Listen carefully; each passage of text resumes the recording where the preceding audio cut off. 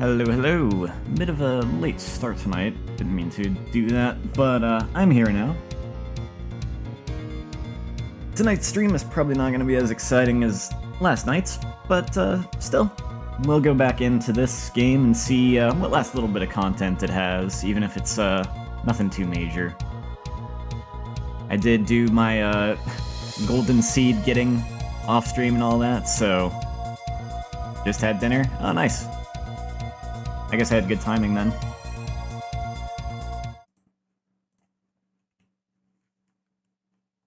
Oh yeah, you know, I was thinking about, I was asked the question last night about whether I would replay this game or not. And I said that I would, and I stand by that, but I was just kind of thinking about something. I was mostly positive in my thoughts about this mod last night, which I also kind of more or less stand by. Like, it's not perfect, but I liked it a lot. But reflecting on it a bit more, I think one thing I do kind of have to say about it is that Owen/Darkrai as the main character does get a little grating, and it serves the purpose it needs to in the story, because, you know, it really hammers in the point well that something is off about Owen until everything's revealed later. But, like, man, it just gets worse with that character, actually, as it goes on. Like, towards the eventual, like, diving into the nightmare and, like, character growth that he has, which is really nice to see. Up until the point that Shinx actually walks out on him, yeah, that's when the character growth happens. There's, like, a number of, scenes with him, between him and Shinx that were just like, I just feel really bad for Shinx. Like, Owen just gets worse and worse, and it's kind of not fun to sit through.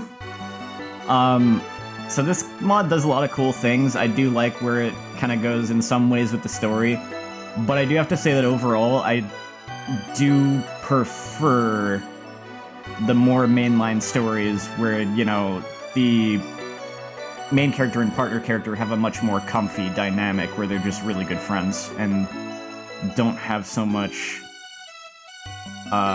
you know, one of the characters being a big jerk for, like, most of the game and only getting character development really late.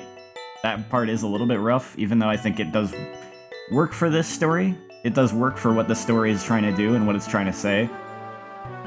But it's not as fun or as comfy to sit through.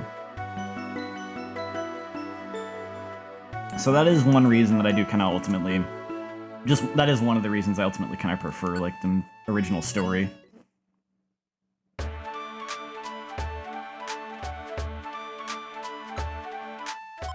But that said, let's see. Oh, right, actually, I had a save state. Because I encountered something funny off stream that I just wanted to... I've never seen a sleeping Ditto... Oh, oops. I've never seen a sleeping Ditto before, I just thought that was kind of funny. He's just all melted.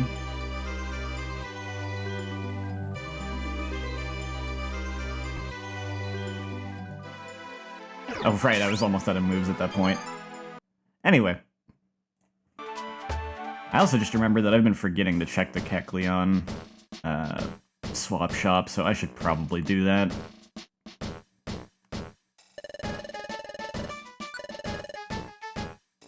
Another forest ore. Nah, nothing really here today.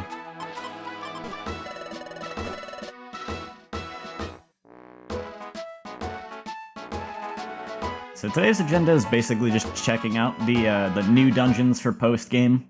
Don't know how long it's gonna take, but we'll see. I am gonna skip over some of them. I actually checked out 3 of these off-stream, so I'm gonna kind of show them here briefly. And then we can get on to more, maybe more interesting things.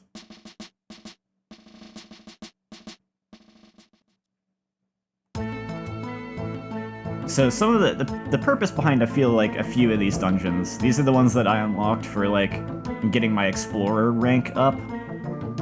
And I feel like the point of them is just to be able to use some of the music that this mod wasn't able to use because of some of the stuff that was cut from the story, from like the post-game, since there's not like a whole post-game story like there was originally. Certain dungeons didn't get to get used. So the deal with this dungeon... What was the deal with this... Wait, what was the deal with this dungeon? They all had different restrictions. Aside from being able to reuse music, this one was... You can only take 2 people with you, and you cannot be rescued. Oh, okay, yeah, that one's pretty... Not much on the restrictions on this one. But yeah, it was just kind of an excuse to have a dungeon with this music, I think, since they couldn't use this music in the story. And this is pretty much it for this dungeon. It looks like this. There wasn't too much restriction on coming in here. The Pokemon are decently strong, but nothing crazy. And it's just this terrain and this music all throughout. It's like... I think this one was... I don't remember for sure. Maybe like 30-ish floors or something in that kind of range. And it's all just the same Pokemon, the same terrain all the way down. The music never changes either.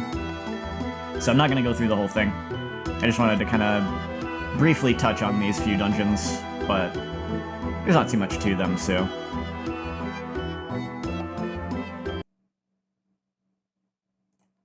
It's cool that they're there, though, since they couldn't use some of these pieces of music in the story otherwise. Scavenger's Wastes has a bit more of a restriction, I think.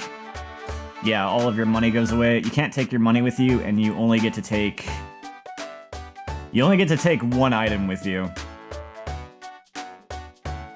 And you can only take 2 party members. You need help getting through Mount Thunder and Rescue Team... Red Rescue Team. I'm not really sure what to tell you on that one, other than just, like, try to make good use of items and maybe do some leveling up if you're, getting beaten too easily by enemies.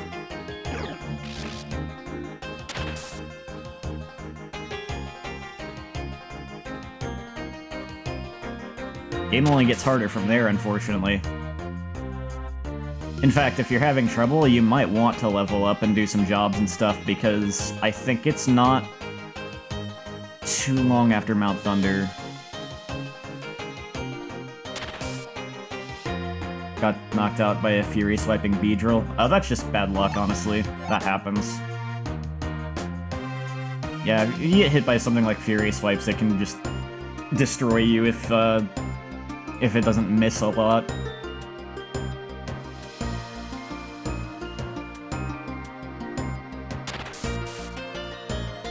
There is an unfortunate kind of factor of luck to these games sometimes. Best to try to deal with those Beedrill from a distance, I suppose, if possible. Yeah, I mean, if you're having too much difficulty, didn't have any Reviver Seeds, you should probably do some jobs and stuff. Try to, you know, get some money together, try to get some Reviver Seeds in stock. Try to get your level up, because if your level is higher, even when they connect with Fury Swipes, it won't do as much damage. So you might actually survive it. Because game's only going to get harder, especially if you don't level up some first. And it's not too long after that. I think the next story dungeon after that might be like... kind of what leads into the part of the game where you're not going to be allowed to come to town for a while. So you probably want to be pretty well prepared before you actually kick that whole thing off.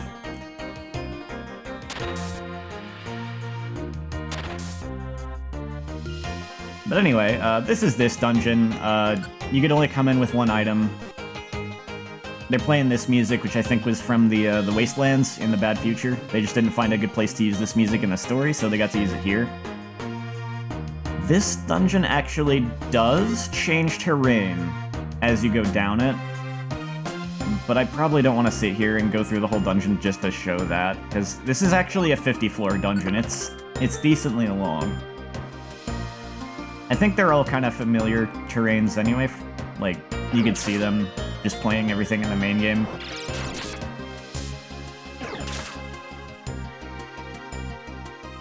And these last two dungeons, by the way, they both end very anticlimactically, because, like, you reach the last floor, you know, it's a normal floor, you take the stairs, and you're out. That's it. There's no real fanfare, there's no treasure room, there's no boss or anything.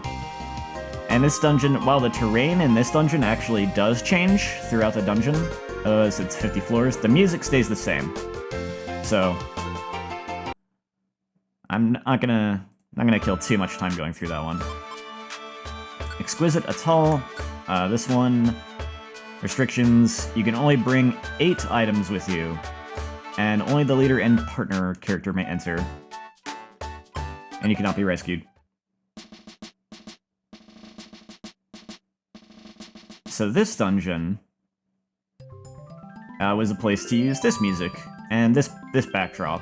For this dungeon, the terrain actually does stay the same. This dungeon is a 30-floor dungeon. Terrain stays the same, music stays the same, Pokemon spawns stay the same all the way down. But this particular one does actually have a kind of a purpose beyond just being a challenge to go, like a challenge that you can take on. Because I found that a lot of gummies actually seem to spawn in this dungeon. Like the first time I made it through, when I got back to town, I had like 2 pages full of nothing but gummies. A few Wonder Gummies too, because even the Wonder Gummies do occasionally spawn just randomly on the floors in this dungeon. Doesn't happen often, but it does happen. And this one, unlike the other dungeons, actually has an end thing to it. I say it's 30 floors, that's 30 floors of actual dungeon traversal. But then instead of just unceremoniously ending and dropping you back in town, this one has a 31st floor with no enemies and 4 treasure chests. And a warp tile for you to leave with. The 4 treasure chests seem to have a random assortment of items each time, but they're pretty good items. One time I got a forest ore out of it. Mostly, I seem to be getting a bunch of life seeds and Wonder Gummies out of the treasure chest at the end of this dungeon, so it's not a bad idea to go through here. If I had more time, I might have gone through it some more to try and raise my IQ more, but I kind of needed to like take a nap and then stream. So that's those 3 dungeons. Memory Lane is one I'll be doing. I'll do it in full. I have not actually been through that one, but first, I kind of prepared myself a bit for these exclamation point dungeons with the bosses. It's the reason I'm level 100 is for these, in particular. I'm gonna try it again. I kind of got destroyed last night when I tried to fight the boss of this dungeon, so... Because these 3 dungeons seem like they're all gonna have bosses.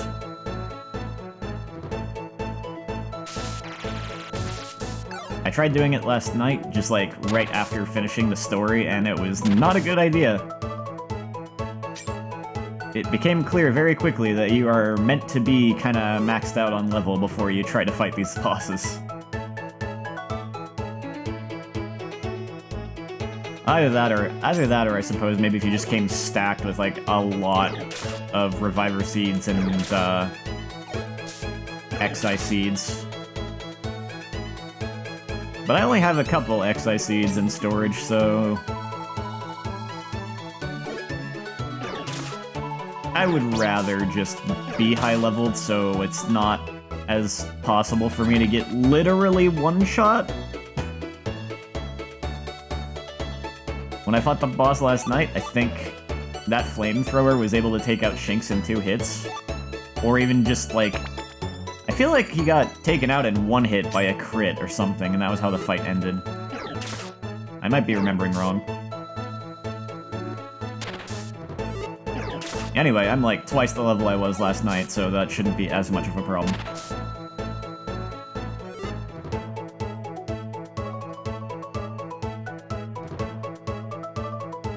Too bad I couldn't get the Drain Bangle, though. Because then I could have just had Owen take on the Chimchar.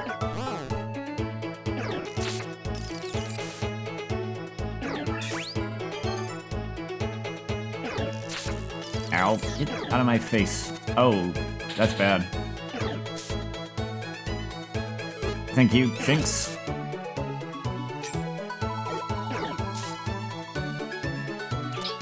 Was that just... okay. Just wanted to make sure that wasn't the Reviver Seed. Aside from being higher level, I'm also better prepared just with items too, like... Not too much changed with the exclusive items. I didn't get any of the really good ones, but I've got, you know, a full page of Reviver Seeds. And I took 4 Stun Seeds with me for this one in particular. I figured I could try and stun, I don't know why I brought 4 of them actually. I only really needed 2 for what I was planning to do. But I figured I could stun one of them, so that we could team up to take down one of the enemies at a time. There's a mystery dungeon where you play as Manaphy. You mean like a ROM hack or a mod? Is it a story thing, or is it just like... just kind of a thing it lets you do?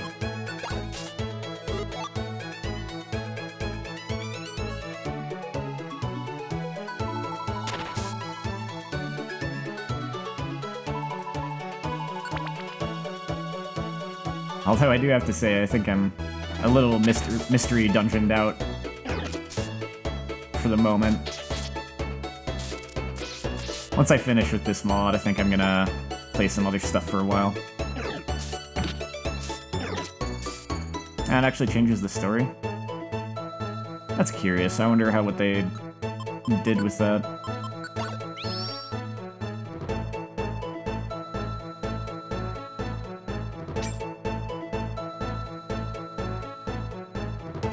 I wish I had time to get Owen's IQ higher, because I could have had that ability that points me towards the stairs. That would have been pretty helpful. But oh well.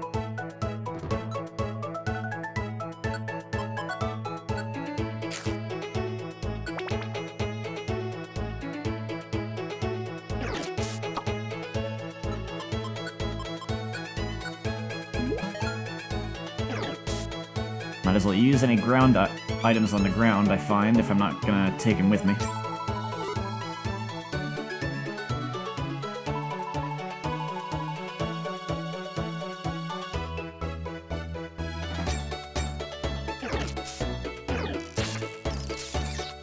You jerk.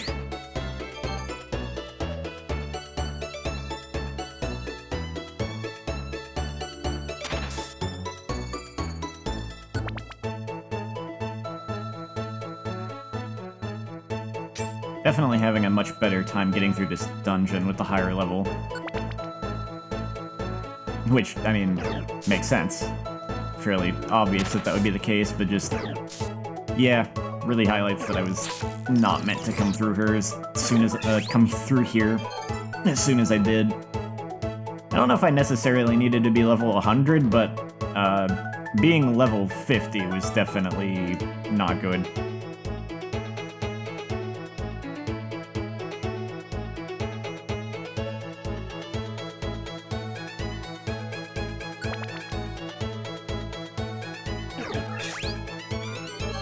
Boss was pretty strong, though.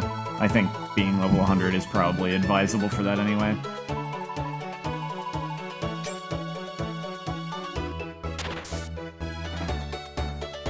Lots of max elixirs, that's nice. Might as well give one to Shinx.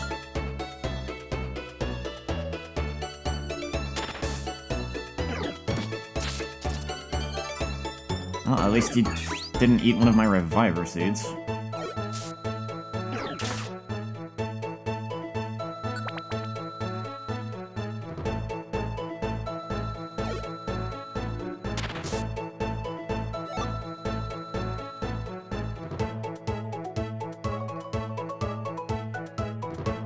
I don't mind just avoiding some Pokemon where I can. I don't need to fight everything. And not like I'm gonna level up anymore. If they get too close to me, it's best to fight, though.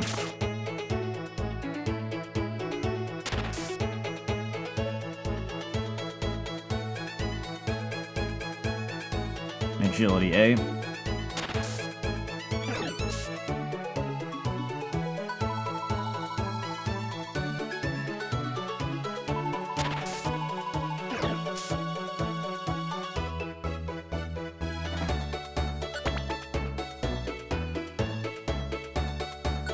The bosses of, I think, all 3 of these dungeons are original characters of, hard to say. Maybe some of the mod creators, maybe friends of the mod creators, maybe just kind of the community in general. I don't know. But they seem to be player and partner characters, basically. Like in this, like for this one, it's a Chimchar and a Pikachu. They're both really high level. And who are the other ones I saw in town? One of them was like a Starmie and a Staryu and a Bulbasaur, I think. What was the other one? What was the other pair? I don't remember.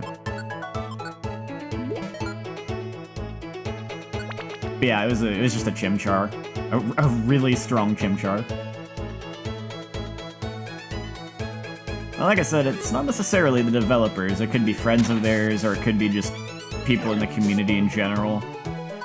Not sure on that one exactly.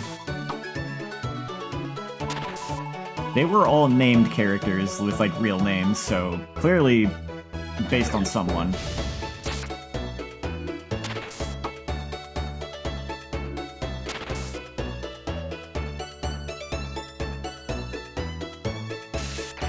That's why I don't know what the video title on YouTube is gonna be, but this is why I made the stream title, Whose OC is the Strongest?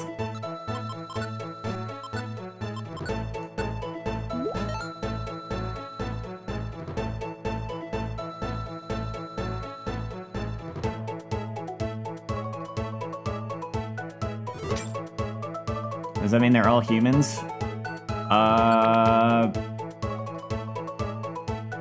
Hard to say, because some people do write stories, you know, make their own characters and write stories in the Mystery Dungeon universe.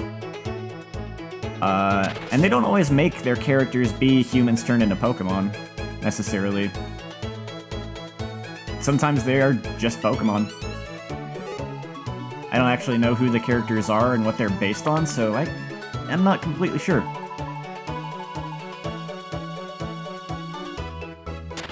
I just know that they all showed up here in some kind of portal from an alternate universe. Like, that is very literally what the description of how they showed up in town was.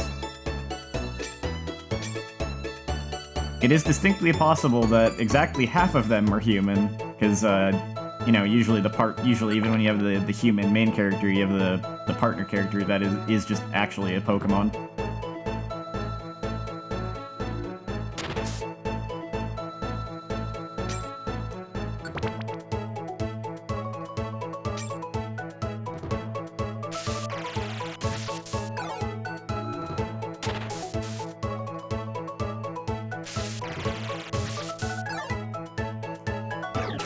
You and your ranged moves.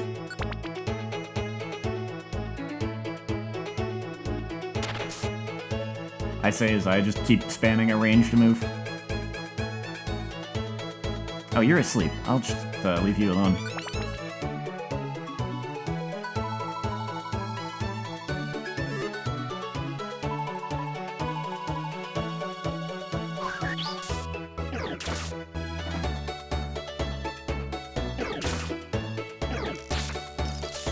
You quit that.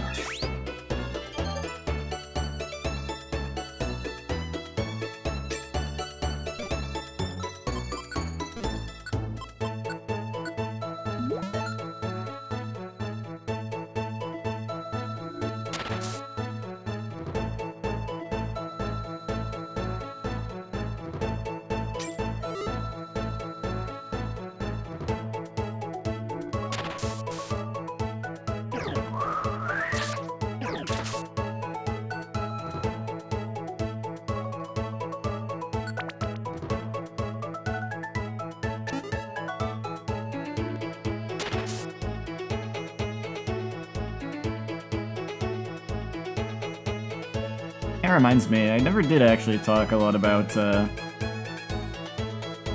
talking about all this, like, OC stuff, and you're just talking about, your Eevee and Pikachu. Eevee's named Noah because they're the human. Talking about all this stuff reminds me, like, I did actually, have a specific thing with, the name I chose for the Trico in these streams. I never actually talked about it. I was gonna talk about it back in Destiny Tower, and I kind of forgot about it. I might bring that up during... I was thinking I might bring it up during the Memory Lane dungeon, because that feels like a kind of an appropriate time to talk about that, maybe.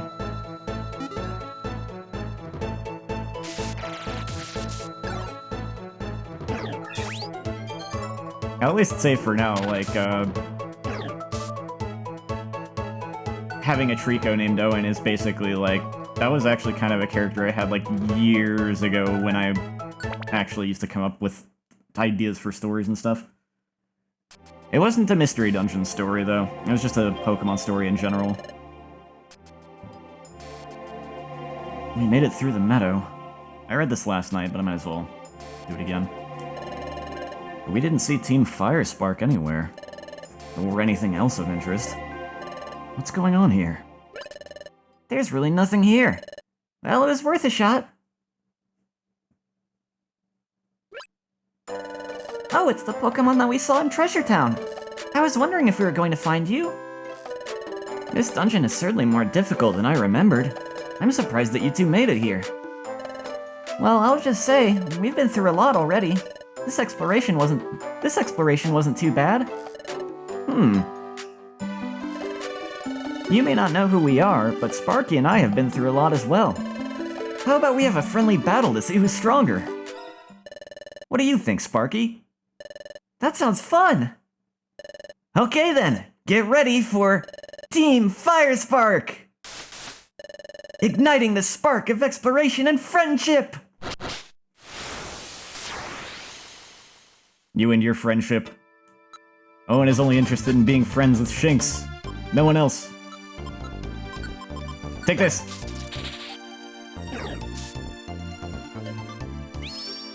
That should also help this battle, just taking on one at a time instead of taking them both on at the same time.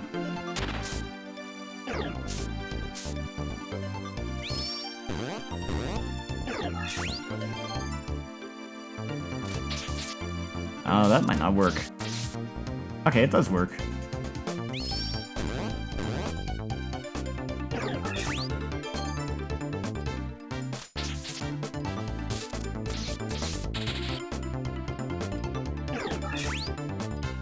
Alright, that's one down. You, I'm a bit more worried about. Maybe I should actually stand back and let Shinx take points on this one, considering you have that flamethrower.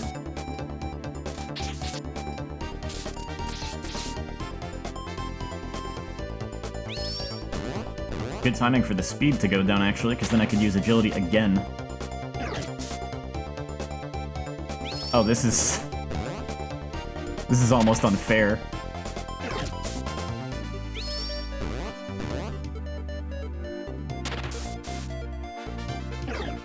Yep, that sure went a whole lot different than last night.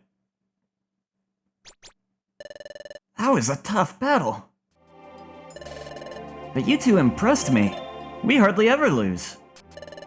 We usually find a way to pull out the victory in the end. But this time, it's like you were meant to win. It was fun meeting you two. Hey man, they bullied me last night.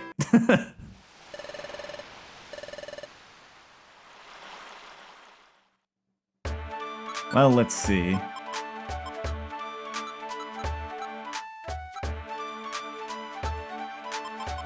Honestly, I think I could just go straight into the next dungeon with the same set of items. That should be fine.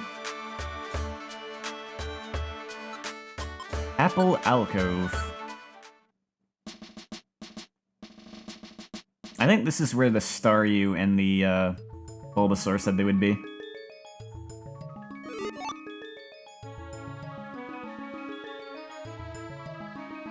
Don't remember what their team name is.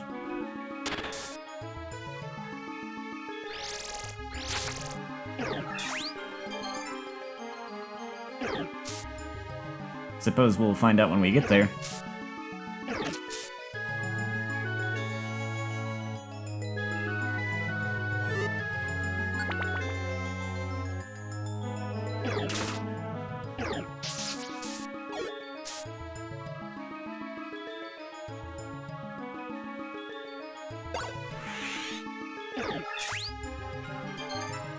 Maybe I didn't need to be level 100 for this. I definitely needed to be higher level than last night, though.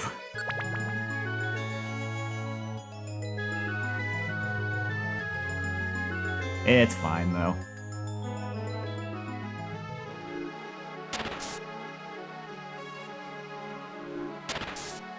I just want to show this stuff off. Which is easier to do if I can get through it easily.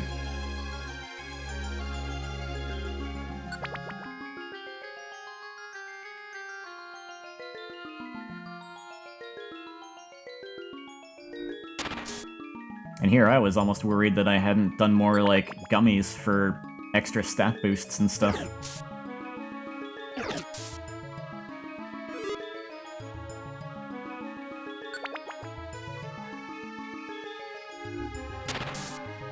Sleeping Ekans is kinda cute. I guess most of the Pokemon are kinda cute when they're sleeping.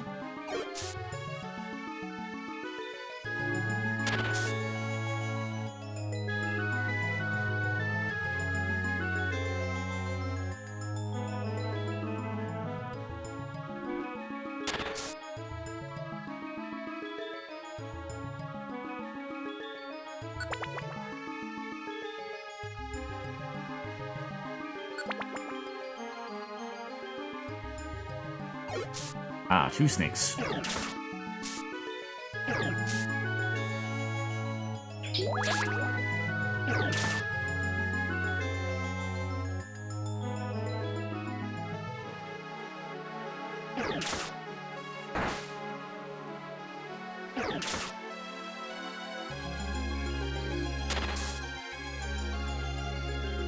I love it when a Pokemon has Thrash. The odds of them actually hitting me are just awful.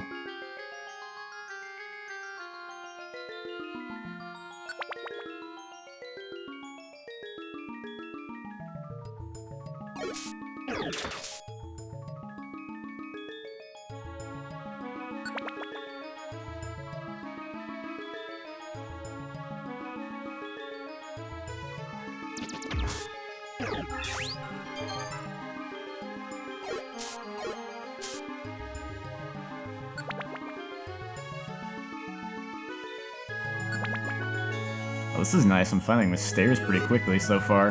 Getting really lucky there.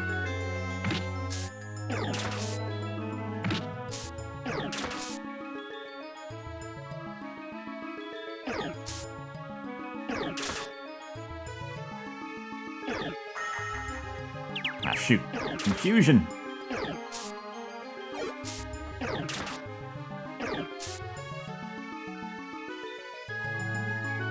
Good thing I at least have the non-trader IQ skill at this point. I think I did get that, actually, fairly early in the mod.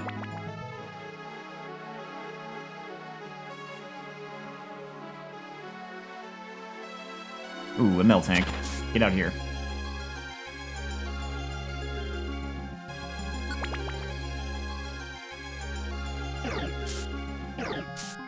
I wonder if these are all, like, 20-floor dungeons, or if this one is going to be longer.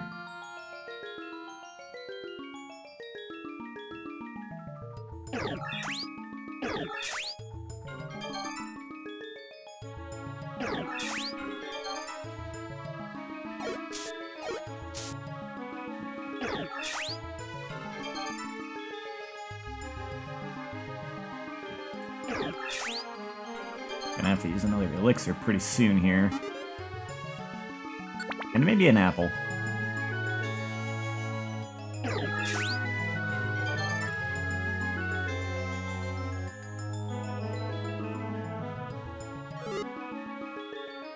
I could also just let Shinx do some more. Oh. Elixir right there. Perfect.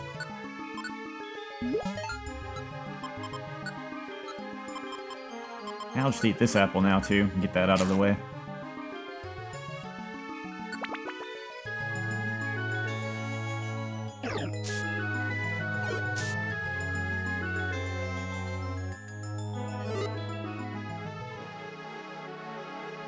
So many Oran berries in this forest. I thought these were supposed to be the apple... Oh, not Apple Woods, Apple Alcove. Still, same idea. You'd think I was in the Oran Forest.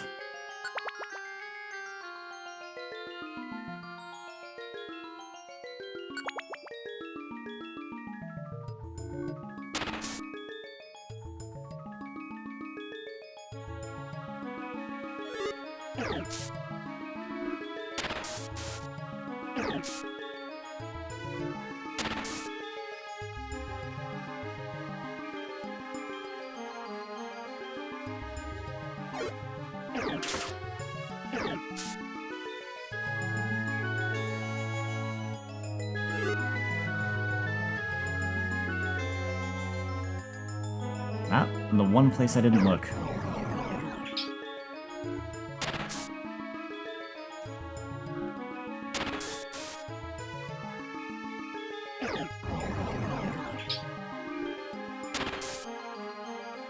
Can't really complain about having to look around a lot on this floor, though, after how many floors gave me the stairs, like, right away. Well, let's see. Let's see if this is actually the end or not. Oh good, they're all just 20-floor dungeons. That's not bad. Wait. I didn't see you before. Salamence, that's concerning. Oh, it's you two! Thank you so much for coming! This is Salamence. He's a dear friend of mine, and the boss of these woods. He'll let us stay here as long as we behave. Huh? I'm sorry, but I'm afraid that we just met each other. What? Still, you seem pleasant enough. You and your friends are more than welcome to. Uh-oh. You're from that nightmare! I know what you plan to do to not only Apple Alcove, but the entire world. You need to be stopped, now! I'm sorry, Mr. Salamence, but I'm not quite sure what you're talking about. But you shouldn't try to hurt our new friends like that. Let's go, Chip. Oh, that's not what I expected. Okay, so instead of fighting the team, I'm fighting a really powerful Salamence, and the other team is actually joining me.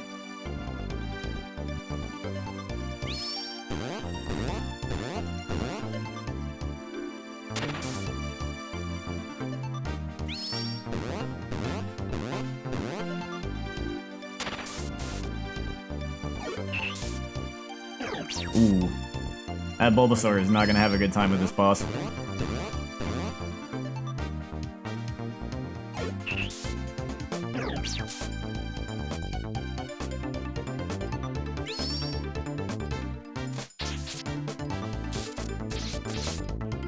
Wow, nice crit, Shinx.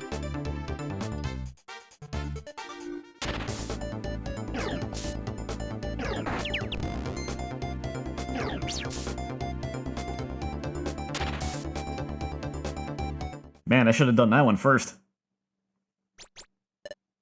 Ugh. I'll admit, Trico, you're no pushover. Mr. Salamence, what has gotten into you?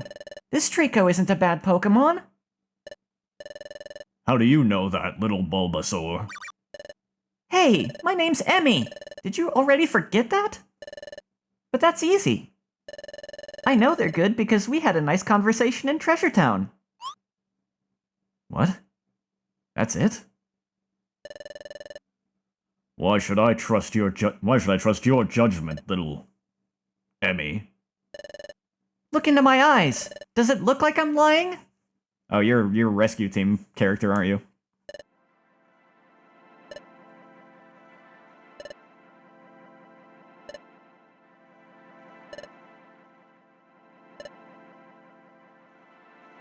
What in the world is happening right now?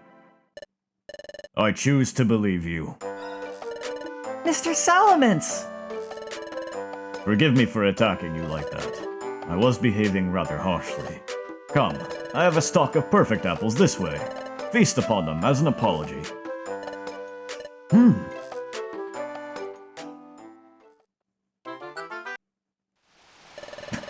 Oh, that was fun.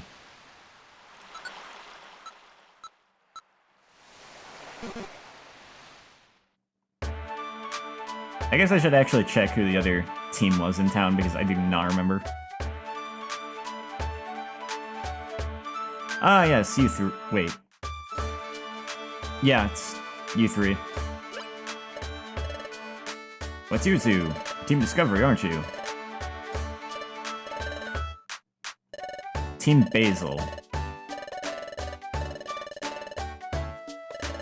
Dungeon far north of here that's supposed to have lots of treasure, but you're kind of struggling to get through it.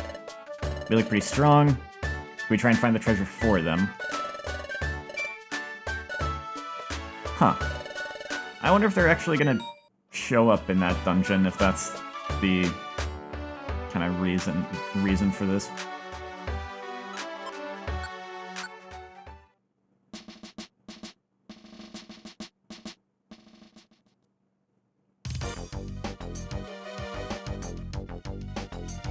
Oh yeah, there was no Steam Cave in this mod, so there was no opportunity to have this music.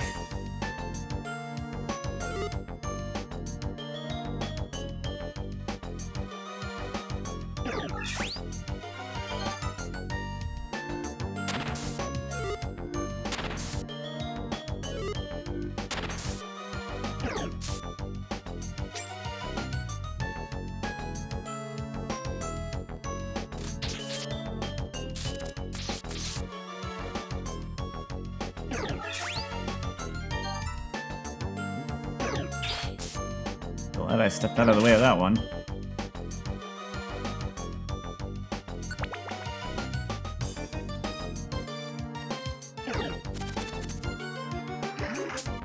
Oh no, poison!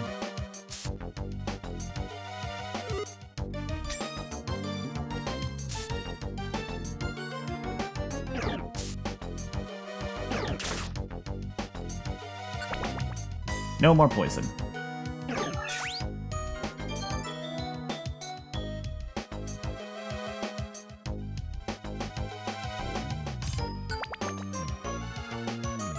Oh yeah, I actually found a gummy. Might as well give it to Shinx.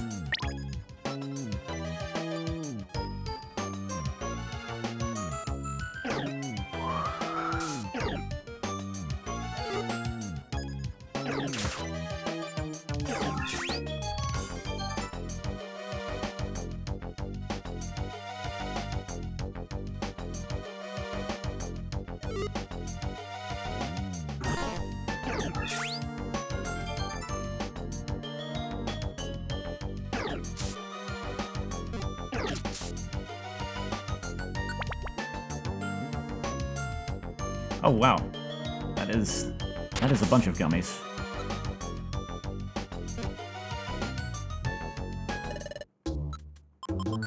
Might clear some room.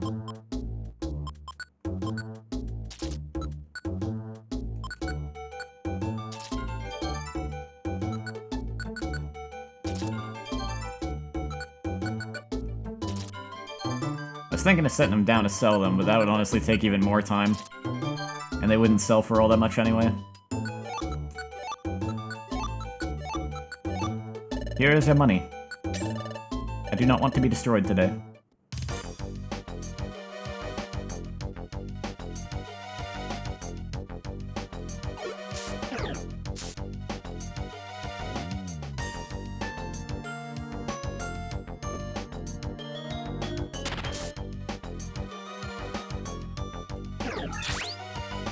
I suppose I actually probably could somewhat fight Kecleon since we are level 100, but still, I'd rather not deal with that right now.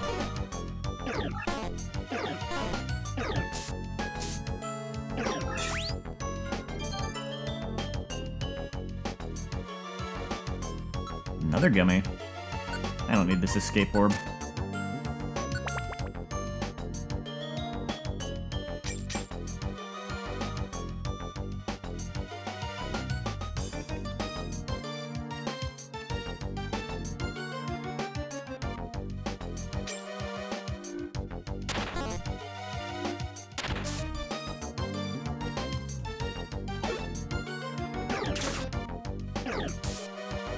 Might as well just use this now.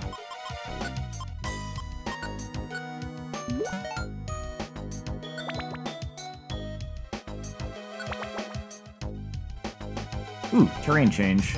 We are actually in, like, the Steam Cave now.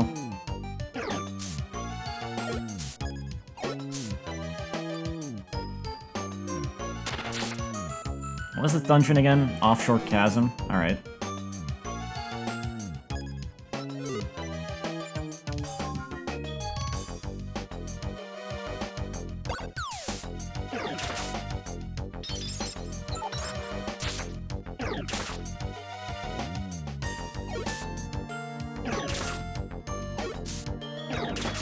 Well, I assume this just goes to it. Oh no, there's actually a room here. Thought maybe that was just gonna be another dead end.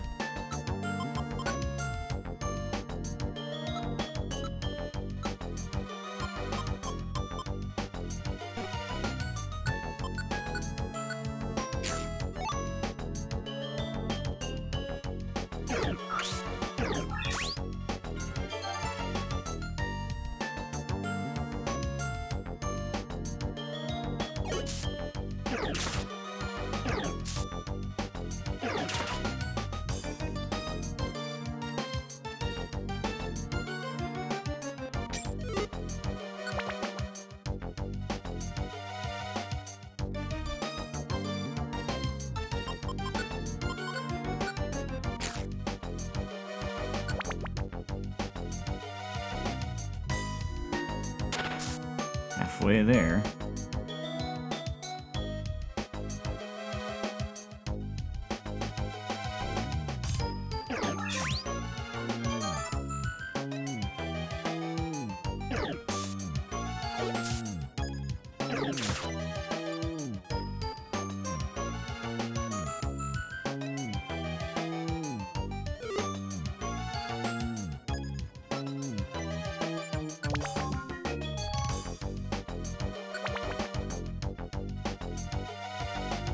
I wonder how long the Memory Lane dungeon is going to take me.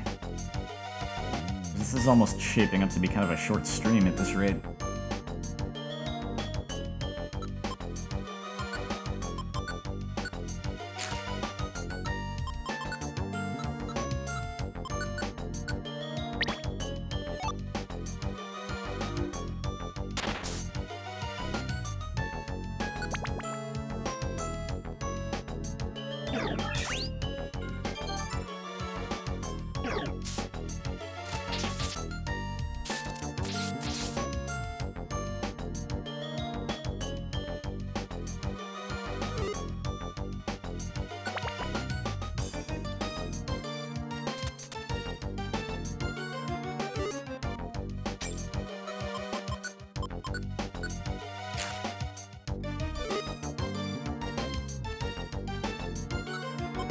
So many gummies in this dungeon. I guess this is another good one to come to for more gummies.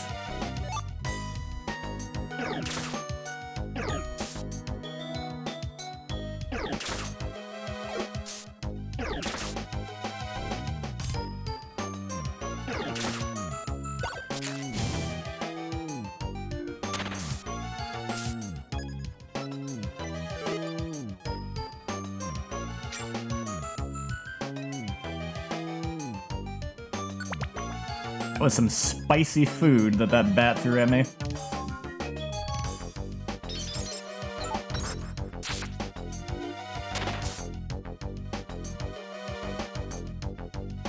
Crobat, rather.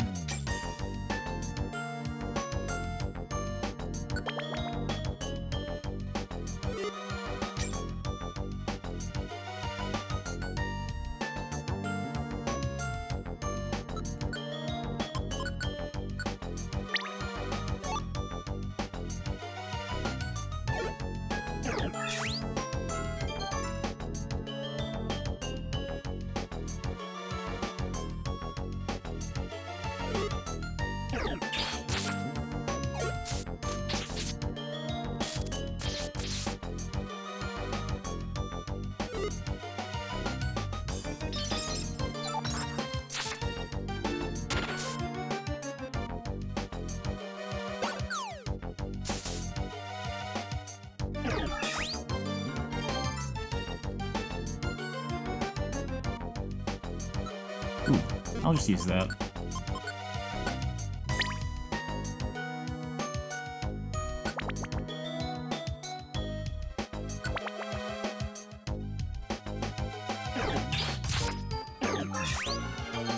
You can handle this one, Shinx.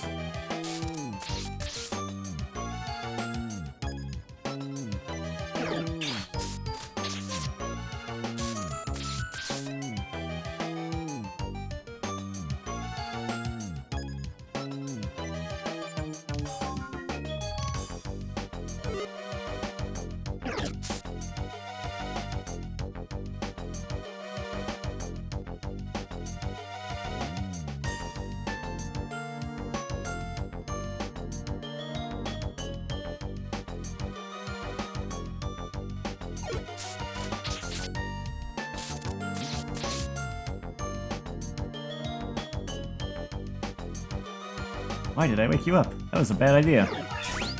No, actually, it didn't matter that much.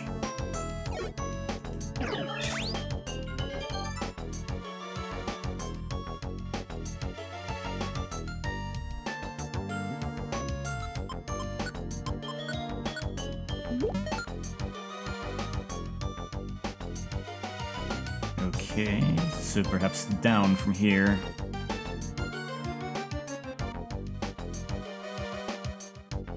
There, the very last room I looked in.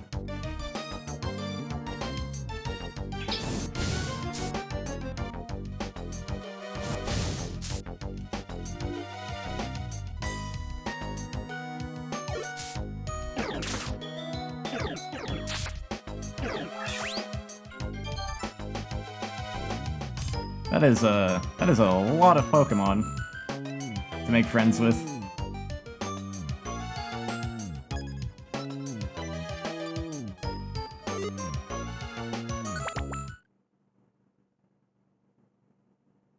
Very weird, random thing that occurred to me was the idea of, like, a character in, actually, I shouldn't say what anime that is.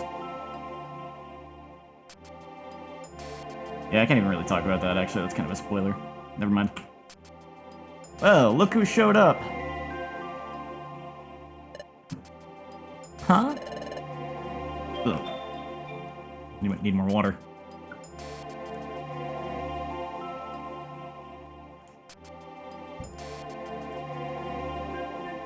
Huh?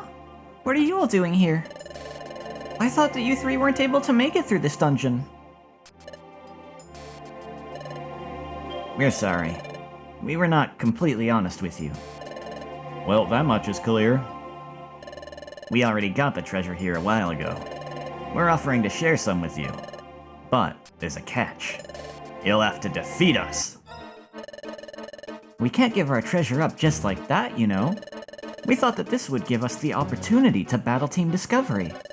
We've learned about your whole story. Who could pass up the opportunity to meet you two? Well, if you're ready, bring it on.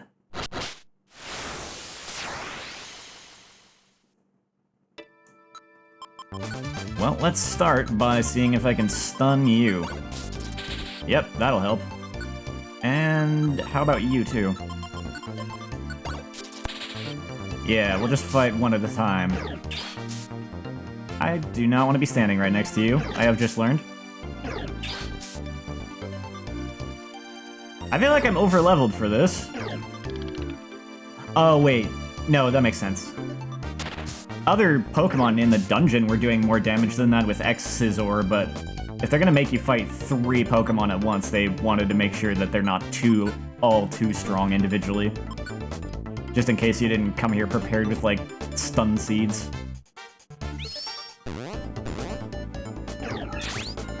Oh my god. Owen's actually doing really high damage for once. That was crazy.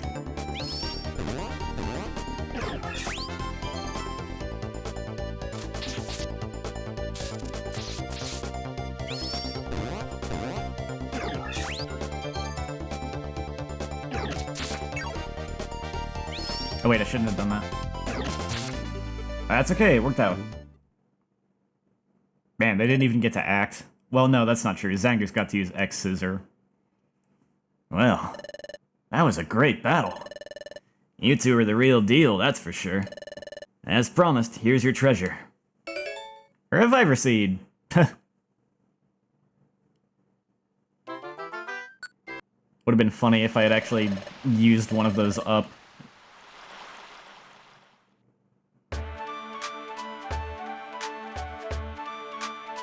Well, this next dungeon I can't actually bring anything with me, so...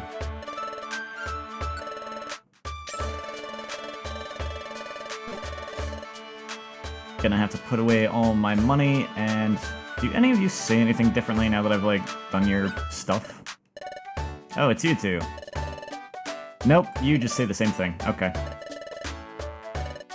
Guess that's it, then.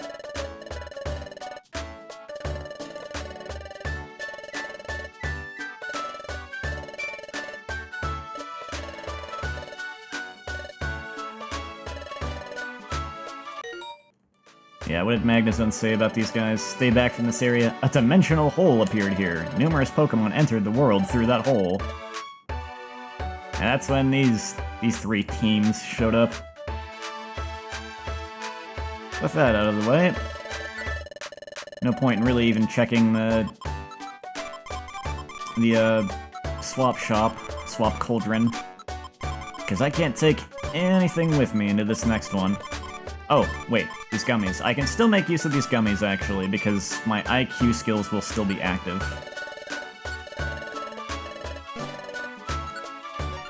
So there could possibly be some advantage to using those. But I'm probably not close enough to the IQ skill I would like to have. Yeah, the next one for him is Counter Hitter. Maybe I'll just give them to Shanks.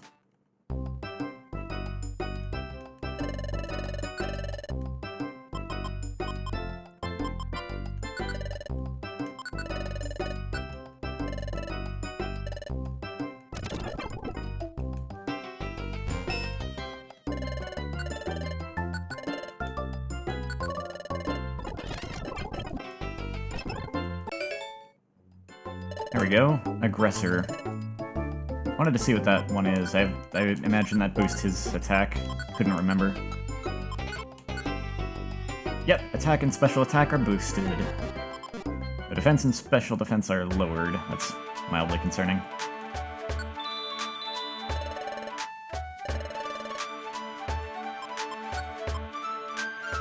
Counter Basher.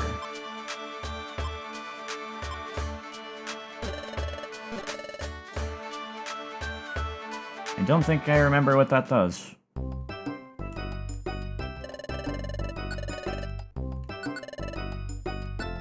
I'll just give the rest to Owen anyway. Learned Counter Hitter. That's all I had.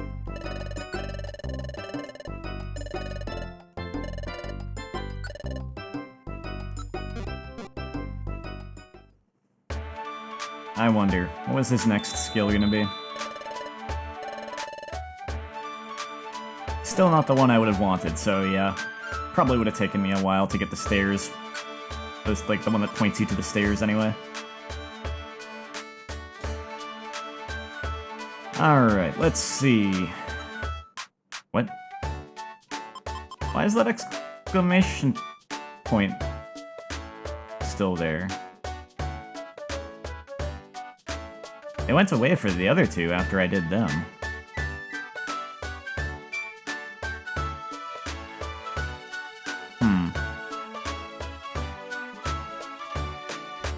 Wait, in fact, the other dungeons went away completely. Like, I can't even go to them anymore. I didn't even notice that. Oh, wait. I think I know why. Let me test this theory really quick.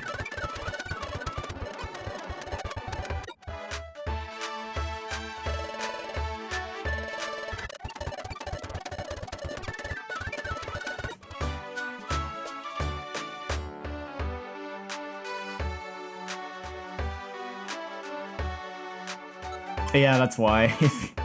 If you talk to them in town again, it just reactivates the dungeons, like you never did them. Alright.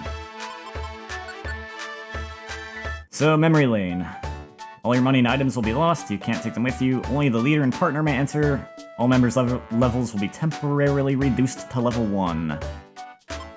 Let's go for it.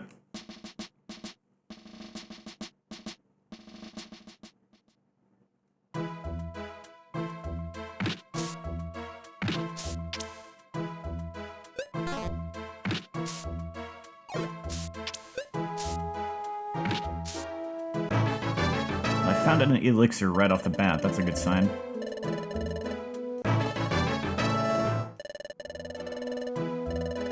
We're gonna be getting some level ups really quickly at first here.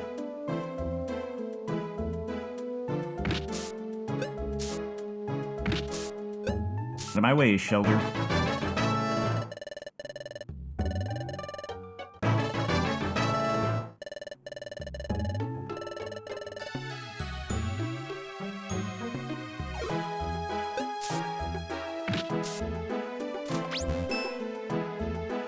I was thinking we'd be able to team up on this Staryu, but we both ended up with our own Pokemon to worry about.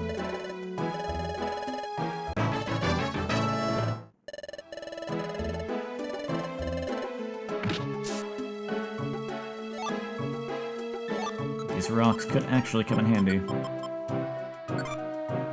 That max elixir is gummed up, but I'll hold on to it for now. In case this dungeon drops cleanse orbs at any point. Which it probably does. Or like has a chance to.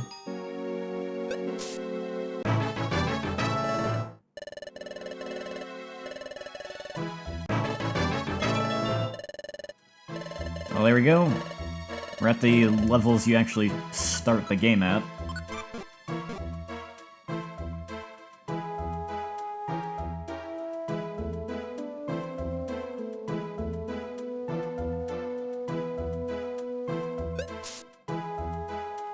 Ah, a non-gummed up max elixir.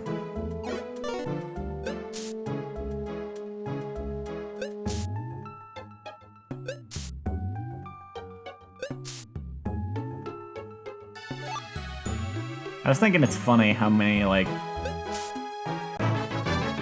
how many RPGs and stuff usually, do not start you at level 1.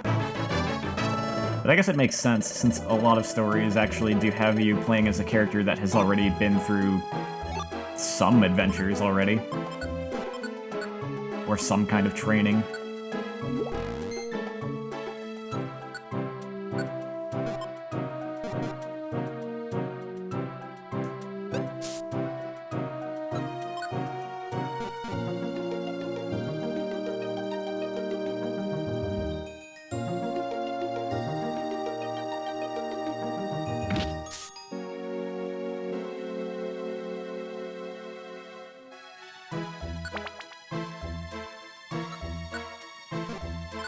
That's good, I got a couple elixirs, but I need to find some apples. Oh, really? Gummed up Geopebbles? I'm gonna just get rid of those, actually.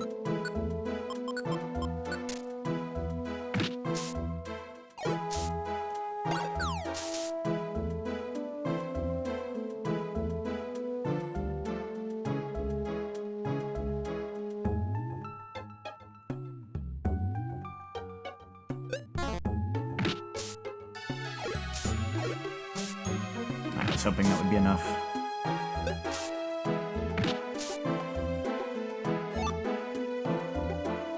Already some gravel rocks instead of geopebbles.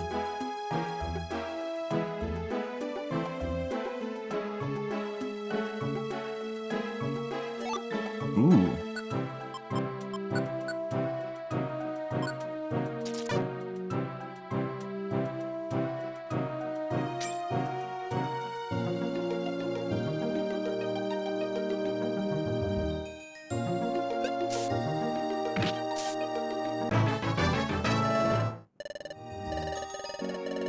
It begins where Shinx gets levels up sooner than Owen does.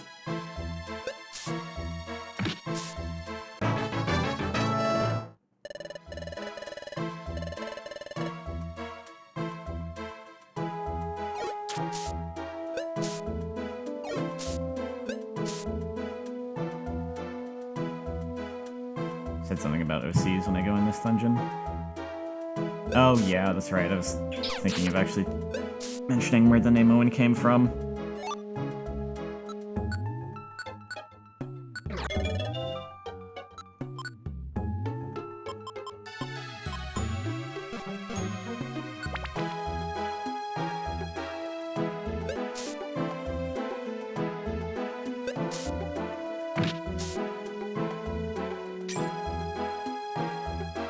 Admittedly, there's part of me that's a little, like, mildly embarrassed of some of the older story ideas I used to come up with, but a little late to back out of that one now.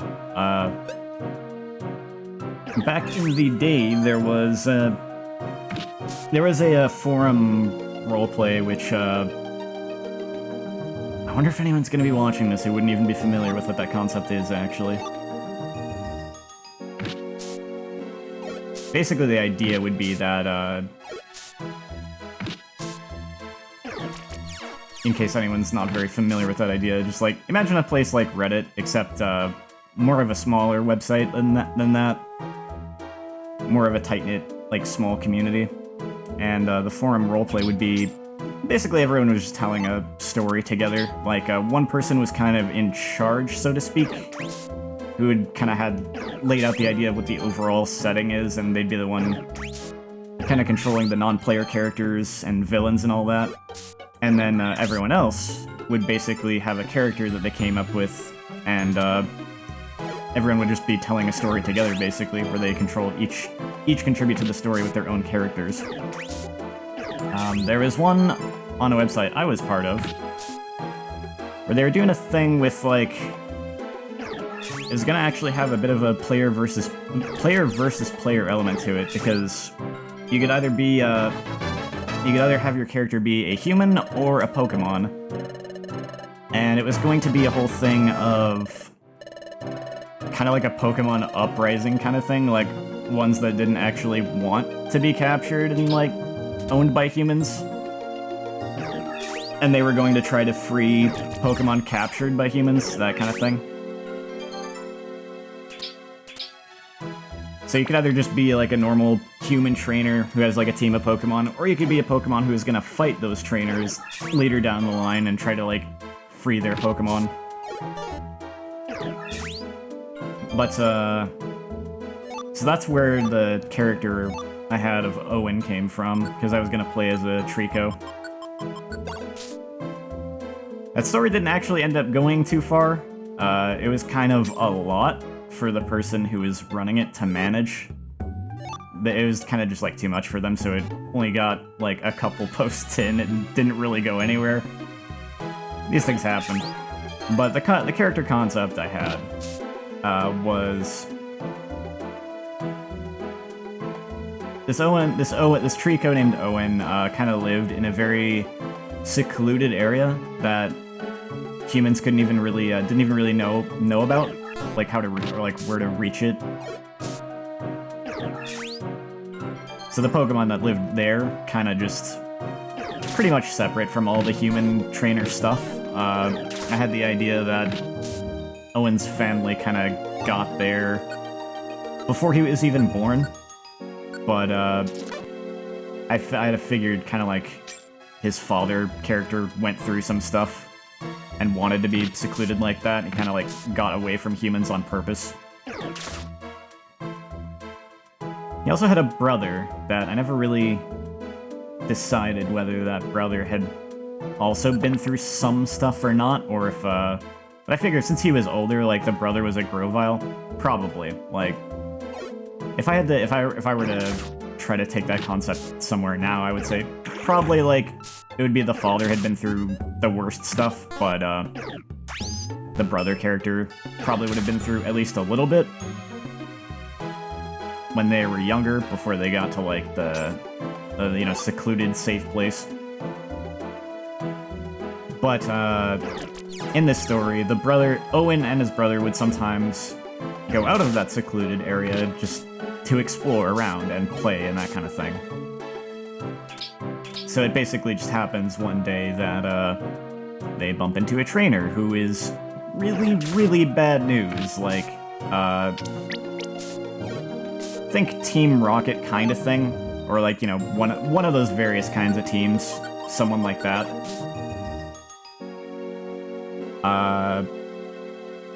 And he ends up, you know, pulling out he sees, you know, these, like, kind of rare Pokemon, like a Trico and a Grovyle. He wants to capture one of them.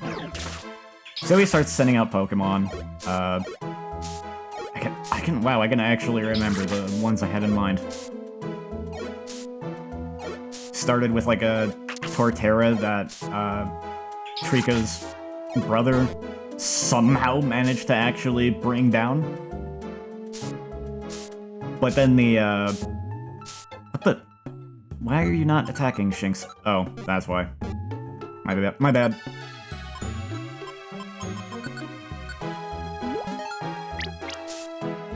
So the bad, like, trainer person ends up bringing out a, after the Torterra is defeated, somehow, he brings out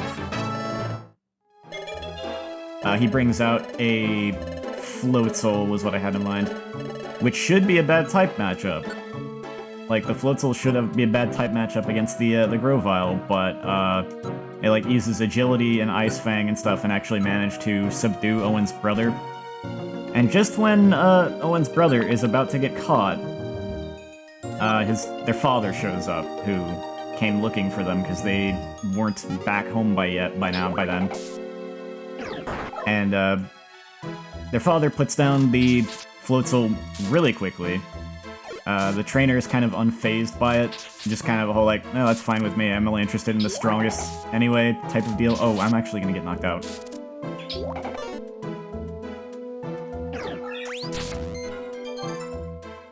Okay, that was rather close. I need to turn that move off. Shinx, please stop using that.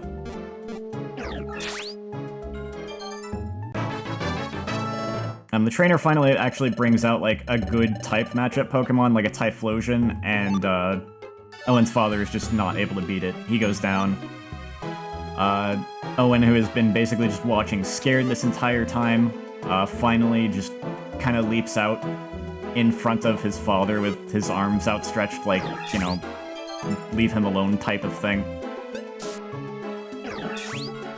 Trainer is supposed to be a villainous character, so of course they don't really care, and they just have the Typhlosion blast Owen out of the way with a fire-type move that, considering the huge level discrepancy, really bad to get hit with that. Just, you know, puts him down immediately, captures his father, leaves, and then, I kind of had the idea that Owen's brother actually thought that Owen was, like, dead. Which he wasn't, but that's what he thought, so he just kind of hobbles off after that trainer. Doesn't actually catch up to him, but just, like, he goes after looking for his father in almost, like, revenge kind of thing. Then Owen, meanwhile, having been through all that... I'm not paying enough attention to the game right now. Owen, like, is basically on fire, but it happens to start raining, so it puts out the fire. And he gets brought back to his home, basically, and nursed back to health, because he is very badly hurt from that. And that was basically where the story was supposed to start, is that he leaves home to look for his brother and his father.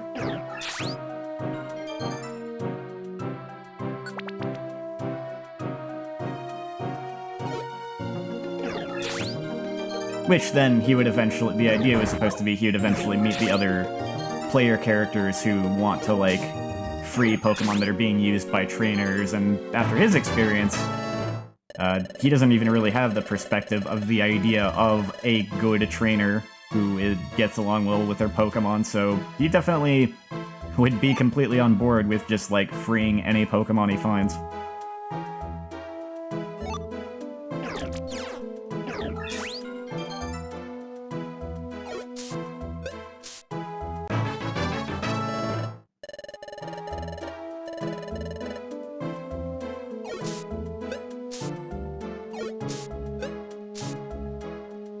Is there a human that the Pokemon trust, like Nurse Joy? I don't think so. I think the idea was just supposed to be that if you were gonna participate in that roleplay as a Pokemon, you were gonna be a character who just who doesn't get along with the humans and wants to free all the other Pokemon.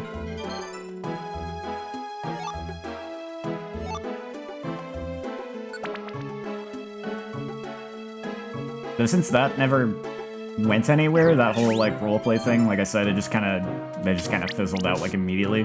I did used to think about the possibility of just doing my own story with the character I had come up with, and kind of borrowing the same concept, which I did never actually do, but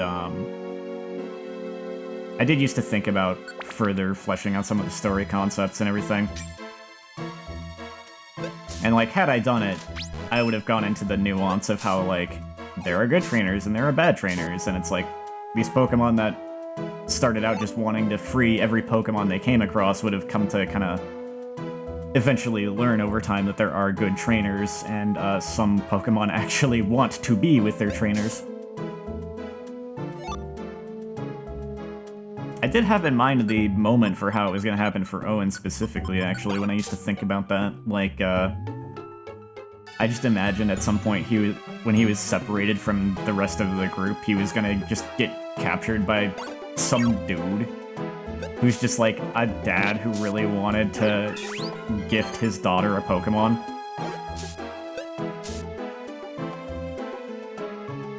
And his daughter was going to be, like, really nice. So, even though Owen is not happy to be captured at first, you can't really get away because of the Pokeball, and, like, I kind of imagine, like, she even was kind of, like, willing to let him go if he really just doesn't want to be with her. But he just wanted, she just wanted Owen to at least, like, give her a chance before she potentially lets him go. And the moment I had in mind for how he would, like, come around to there being, like, good humans is, just some dumb, like, kid who's kind of like a bully or something, tries to, like, challenge this girl to a battle with her Trico, and, Owen is just not interested in participating in the fight at all. But, and so the girl doesn't want to fight either, because she can tell her Pokemon doesn't want to. But then the bully just has his Pokemon attack anyway, basically just starts the battle without consent. At which point, the girl just immediately, like, goes in front of Owen, the Trico, and, like, you know, her arms outstretched, and, you know, tells the bully, like, you know, we don't want to fight, leave him alone, kind of thing. So it's this whole, basically it would be this whole thing of, you know, like, Owen did that for his father, stood in front of him when he was getting beaten down, and then she does, this human girl does the same thing for him. That'd be, like, the turning point for his character.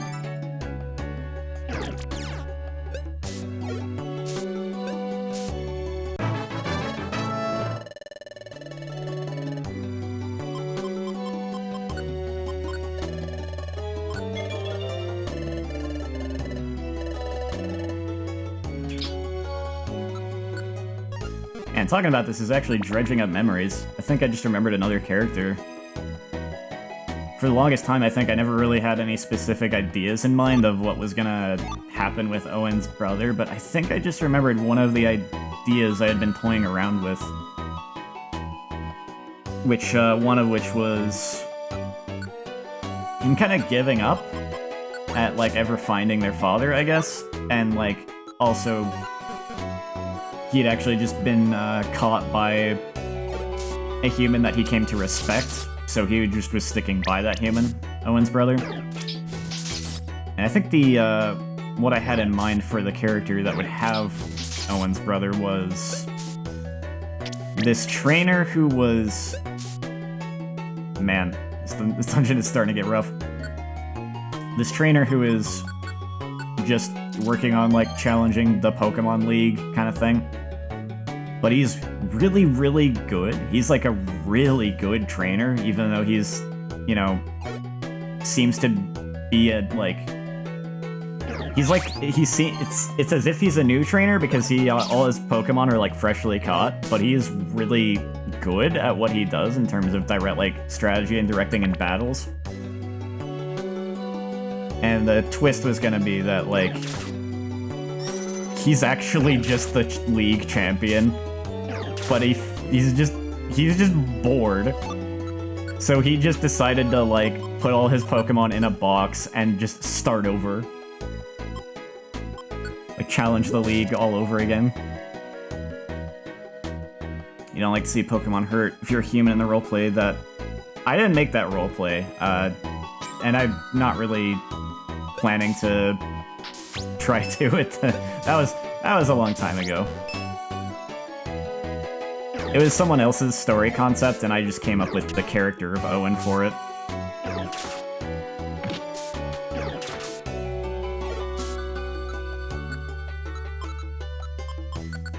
And then when the roleplay didn't actually end up going anywhere, I just started imagining other story ideas, since I wasn't ready to let go of my character immediately. But I kind of got over that. That's like... I kind of moved on from all of that, to be honest. But I did have fun back in the day when I was trying to come up with all those, like, story ideas.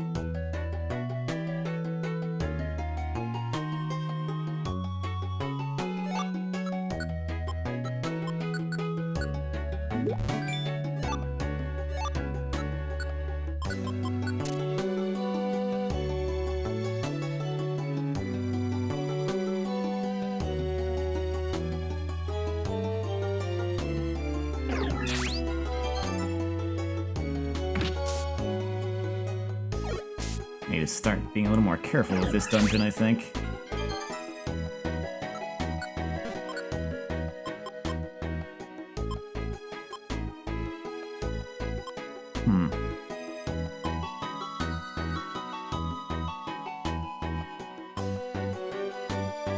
Guess that'll do.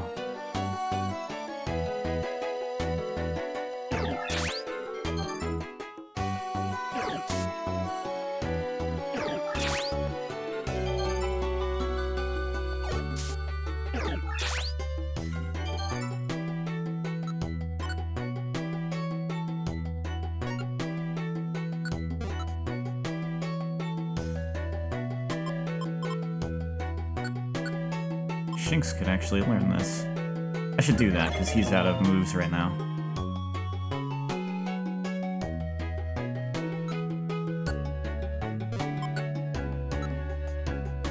If it kept going, yeah, I have a feeling there would be a Zoroark that could use his or her illusion to turn into a human.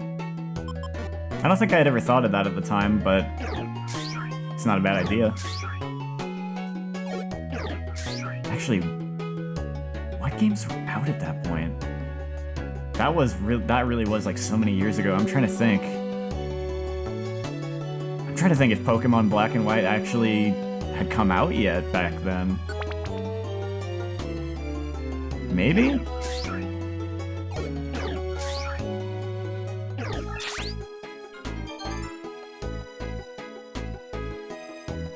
Okay, hold. Now I'm curious. What year did that come out?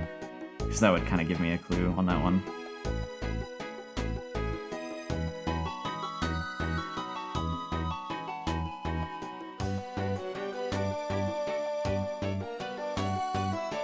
Okay, yeah, I think... Yeah, okay, Zoroark existed at that point. What year was it? All that, like, story stuff was probably in, like... I don't actually remember for sure the exact year. But, looking up that that Pokemon Black came out in 2010, yeah, it definitely came out before the roleplay story thing happened.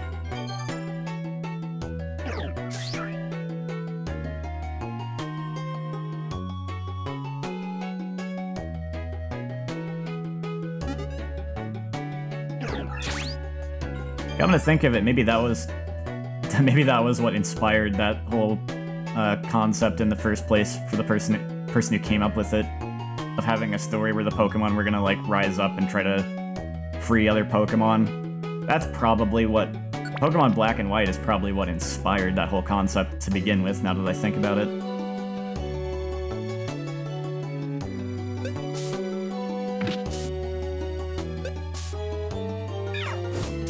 I wonder about how that person is doing sometimes.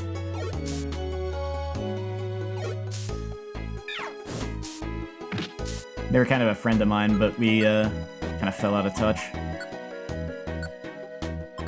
Like a long time ago. Oh, Mod didn't mention that our IQ abilities were going to be reset as well. So all those gummies didn't actually matter.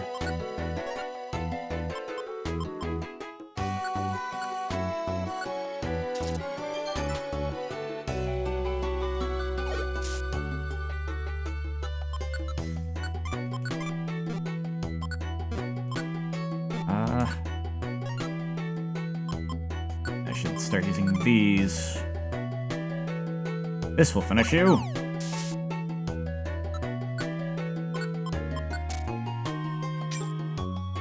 This could actually end up maybe being a little rougher on me than Destiny Tower was because of the fact that I have to use these Pokemon for it instead of being able to use like a Smoochum.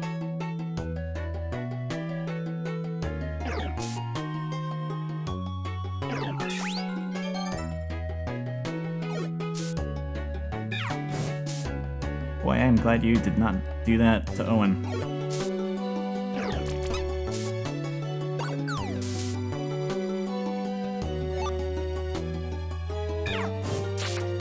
Ooh, that's bad.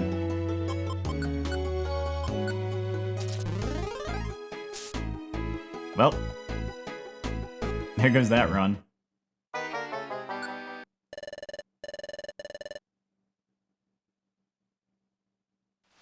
Alright, I should probably give that another shot, playing a little more carefully and paying a little bit better attention.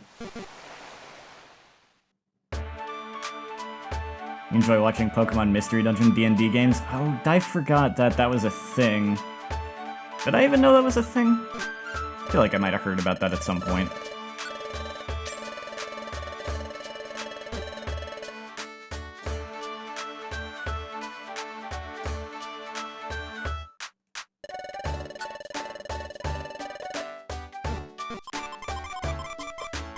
It's not a bad setting for, it's not a bad setting for a tabletop game.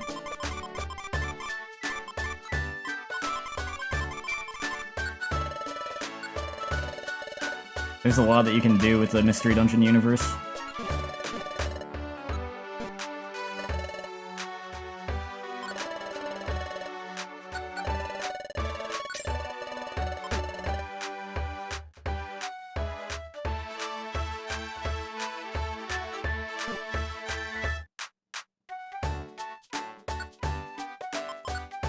I gotta say, I think I'm not gonna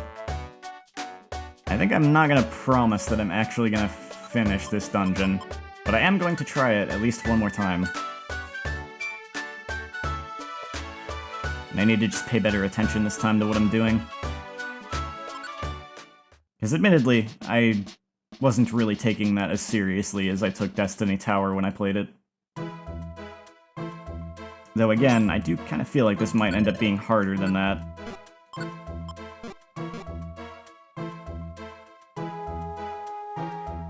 I was thinking it might have been easier, but it's kind of feeling like it might be harder, because it is nice that you get two characters, but man, you don't get to pick any Pokemon you want. You just gotta go with your player character, which is not necessarily ideal for this kind of dungeon.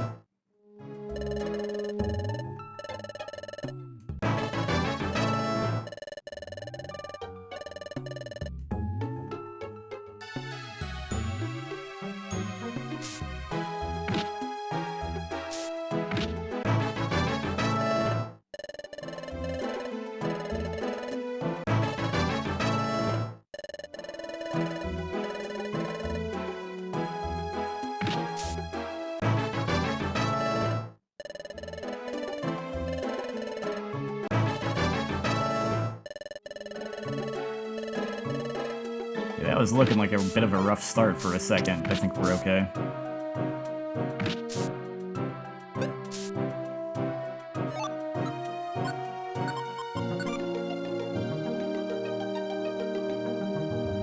What am I up to? I am just starting my second run of the level 1, like, ultimate dungeon thing. My first attempt failed because, honestly, I was not really paying enough attention.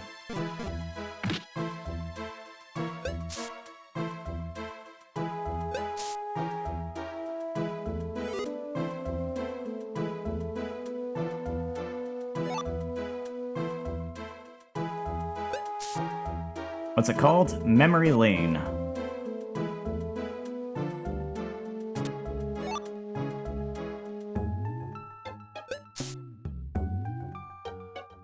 I'm not entirely sure why it's called Memory Lane, to be honest.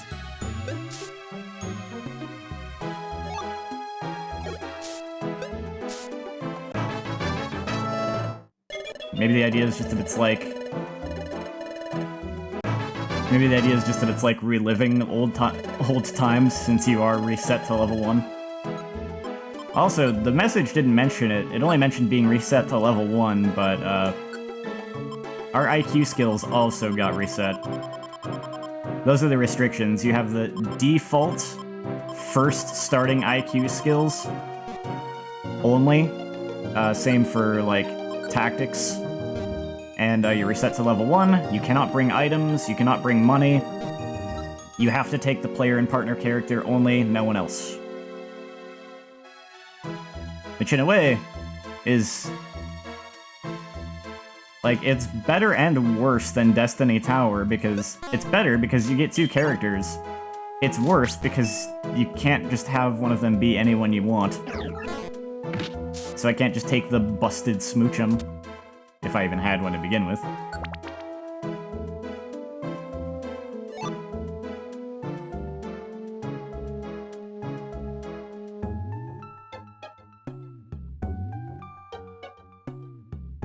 I fought all of the OC battles.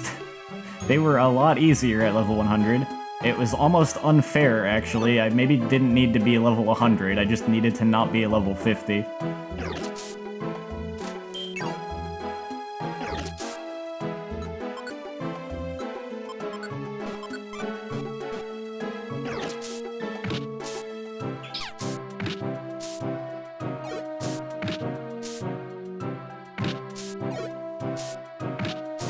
Alrighty, have a good night.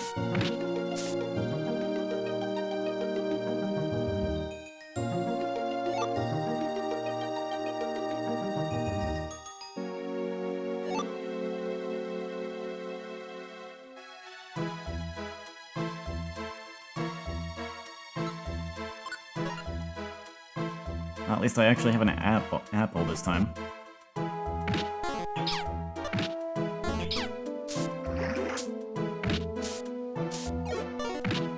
Oh, one other major thing, though, that this dungeon does have on, like, Destiny Tower is I can actually find Reviver Seeds if they spawn.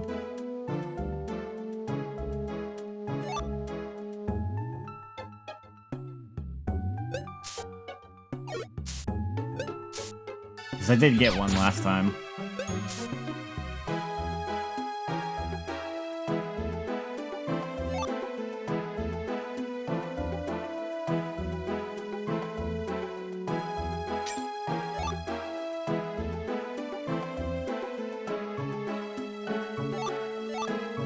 Ginseng.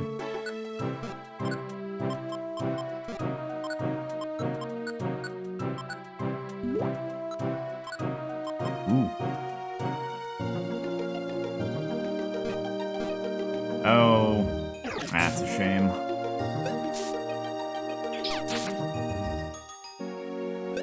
How are you doing on symptoms?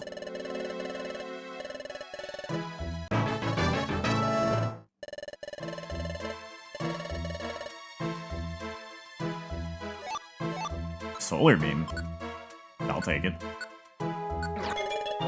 For now.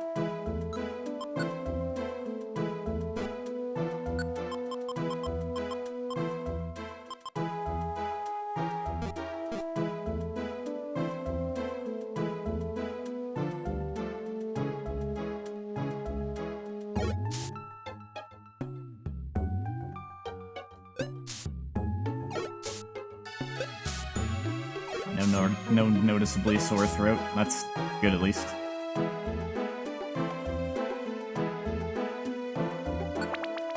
How you feeling overall?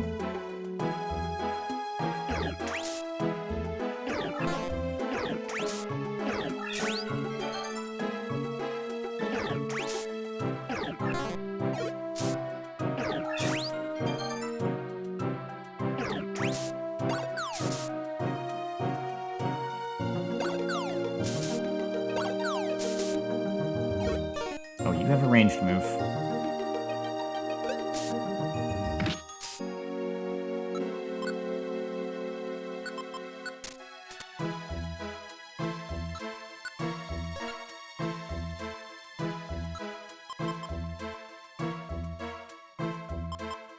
Only a tiny, lingering, stingy throat.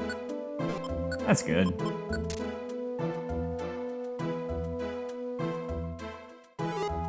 I hope your taste and smell come back soon. That one was the one that did take a while for me when I got it.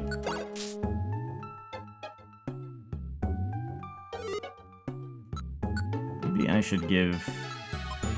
Wait.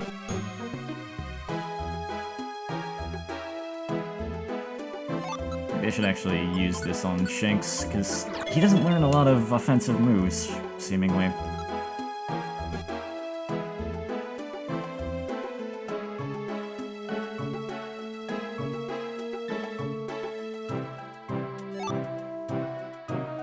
I mean, I would imagine it could be a case where everyone's different anyway, but I know for me it was like I was really, really sick for one night, kinda sick for a couple days around that night, and had congestion, like having to clear my throat. Like I didn't feel bad or have fevers anymore, but I had the like throat clearing congestion kind of thing for, I don't know, maybe like a couple of weeks or something. And I think my sense of smell took even longer to come back than, like, it took for my throat to stop being, like, gunked up.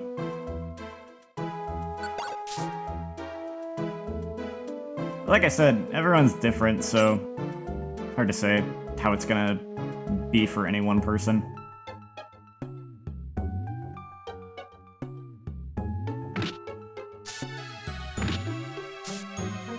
There's also the fact that there's different variants of the thing, come to think of it, so that's another thing.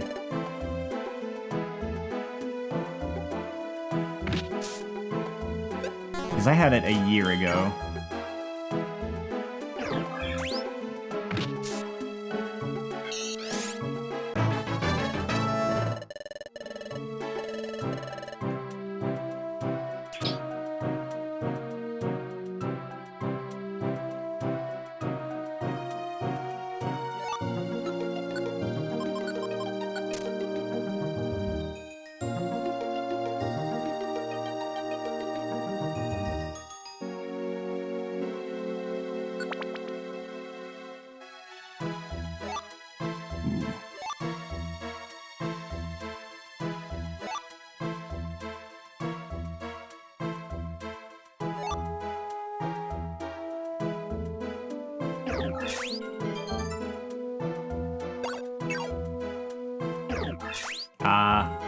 I've tried to avoid listening to some of the late game Super Mystery Dungeon stuff because I wanted to hear it for the first time when I actually reach it in the game.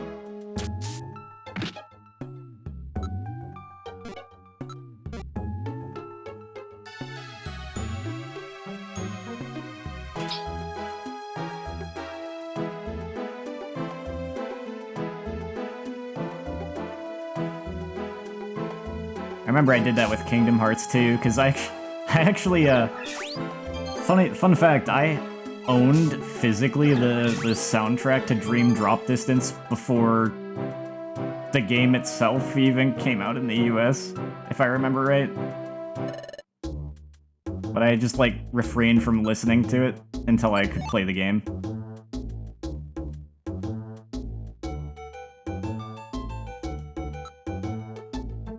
You listen to the Bitter Cold Fight one. That is always a beautiful, powerful track. I like the second one more.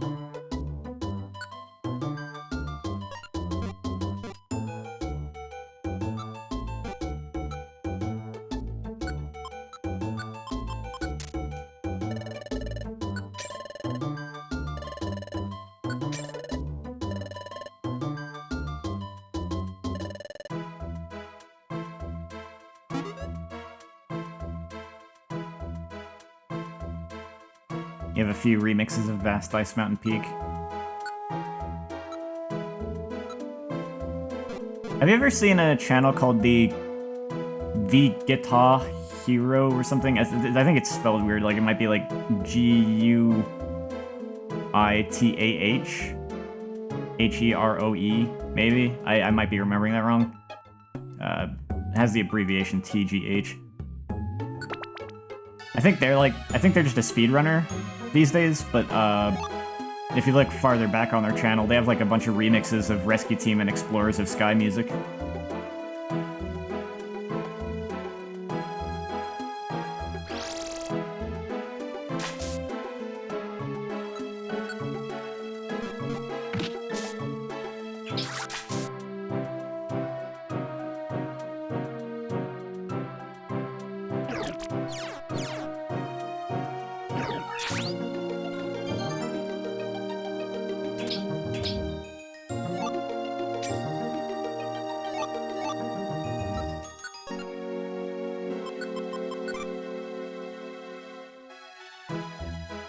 PMD remaster project.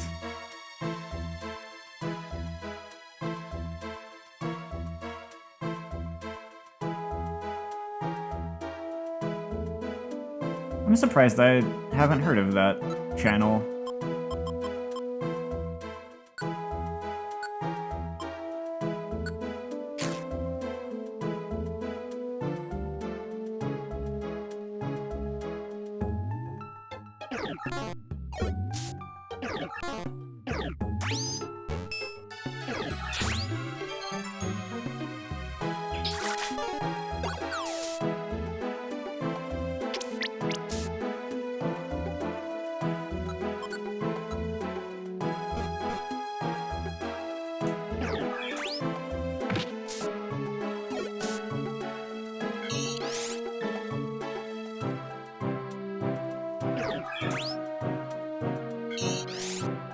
That's a really good use of Solar Beam that I wasn't really considering before. If the enemy is one tile away.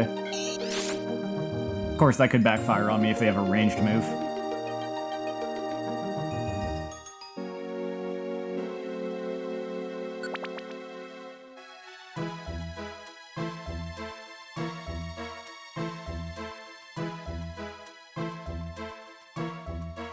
You now want to do your first replays of Super Mystery Dungeon and Rescue Team DX. Alongside another replay of Metroid Dread. Ever into the Metroid series? Yes. I have played a... Have I played all of them? I think I might have played all of them. I also did, I did videos of Metroid Dread and Samus Returns.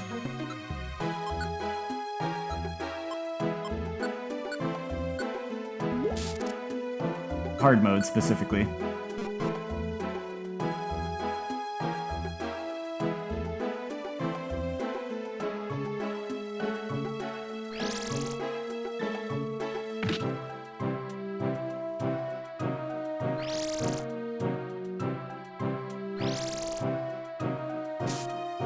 I really liked both of those, like, a lot.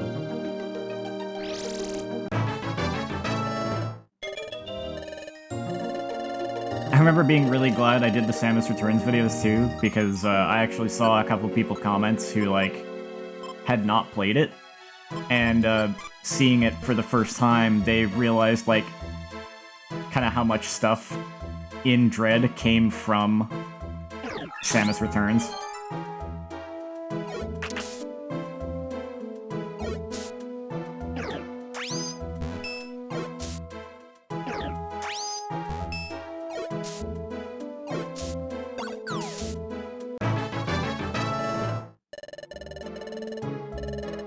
You're going to hate me for one of the thumbnails if you're looking at the Samus Returns one, though.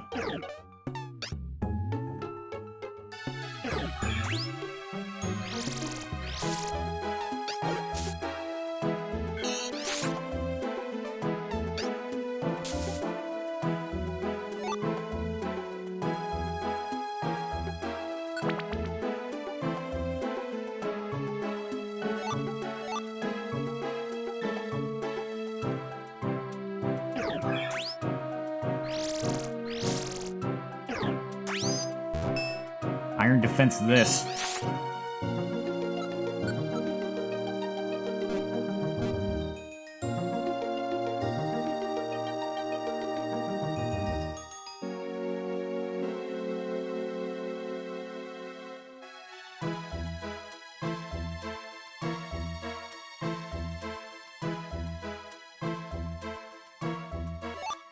could see that. I would definitely have to think more about all the bosses, or maybe like replay it again to kind of say which ones were my favorites.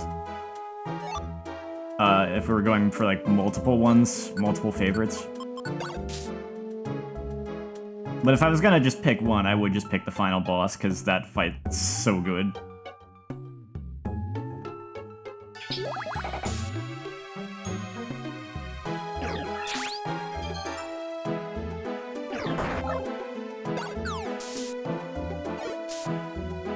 Ah, I'm out of rocks.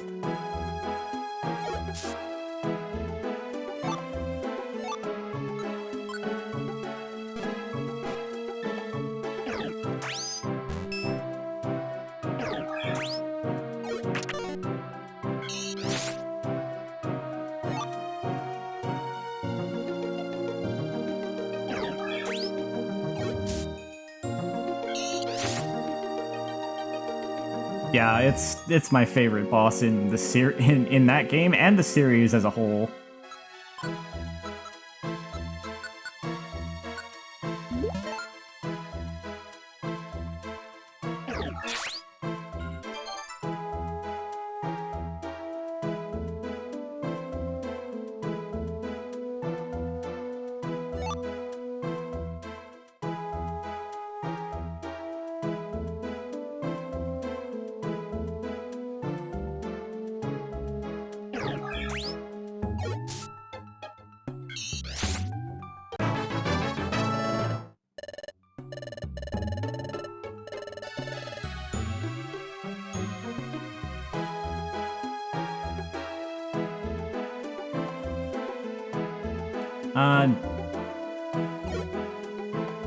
Do you have a half-decent computer by chance? Because game actually works pretty good on an emulator if you just want to do that.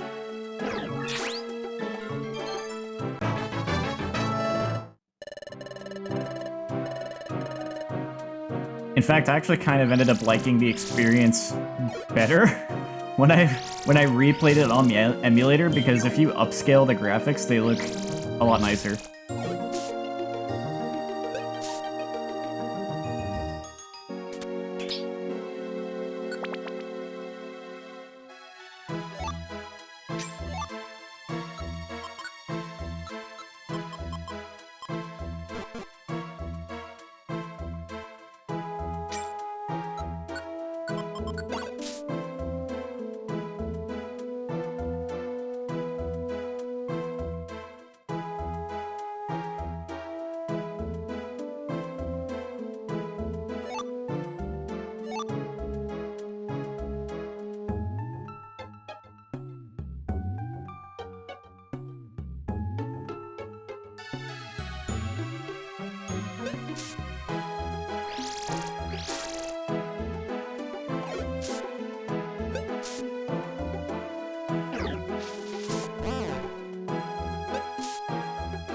I would say that playing a game the first time on your actual 3DS is probably for the best anyway, because the emulation's not perfect. I mean, it is on some games, but you never know what you're gonna get, is the thing.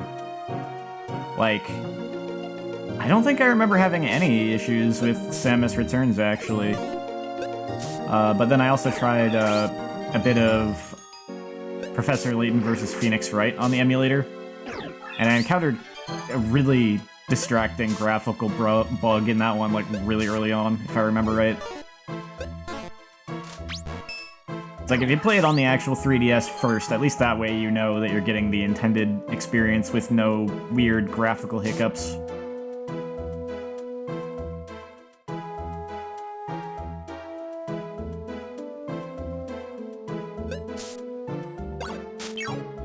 Oh, you jerk. Oh, Shinx is out of juice. Completely.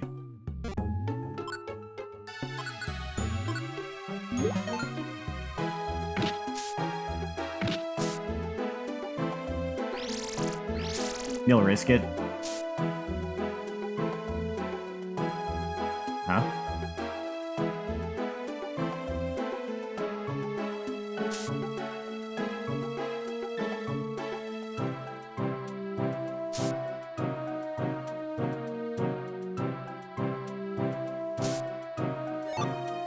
Oh, that's why I didn't have... That's why I threw that away.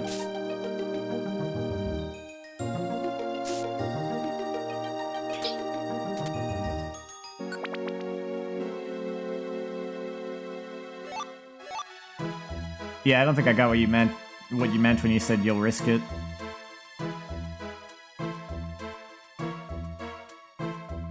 You just meant you'll risk graphical issues if not too bad for using a controller. Oh yeah, but I also mentioned that I don't think I had any graphical issues or anything when I played through Metroid Samus Returns.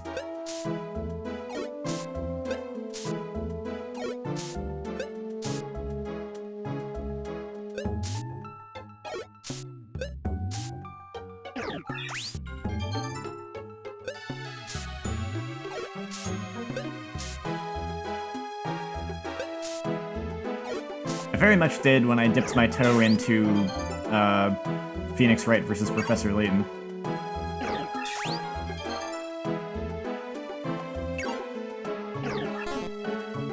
You feel like you may have lost me at some point? I think I lost you at some point.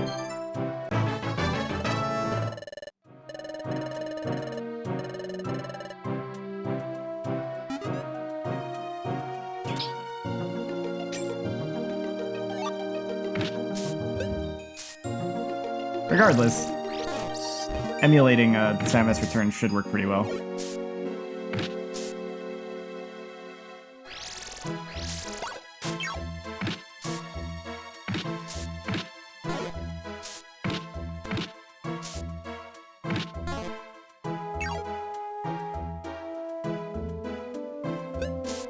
People still say AM2R is the best.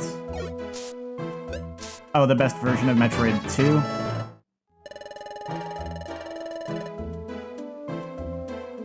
Oh, finally, a new attack.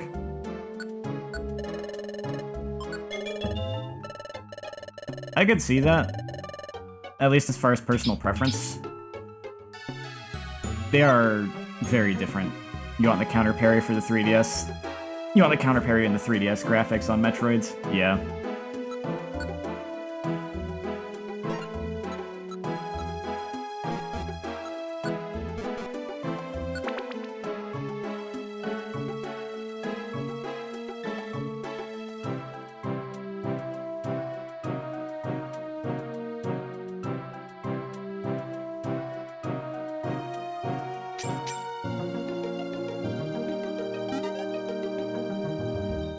AM2R is really good, but I don't know. I also really liked Samus Returns.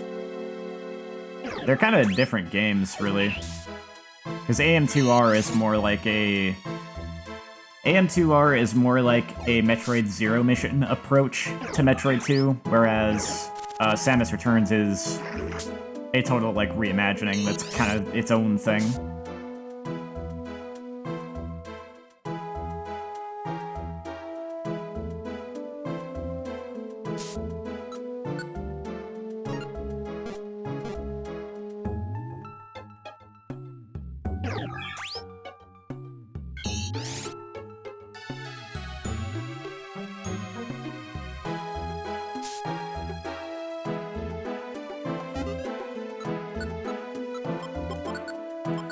Take that now, thank you.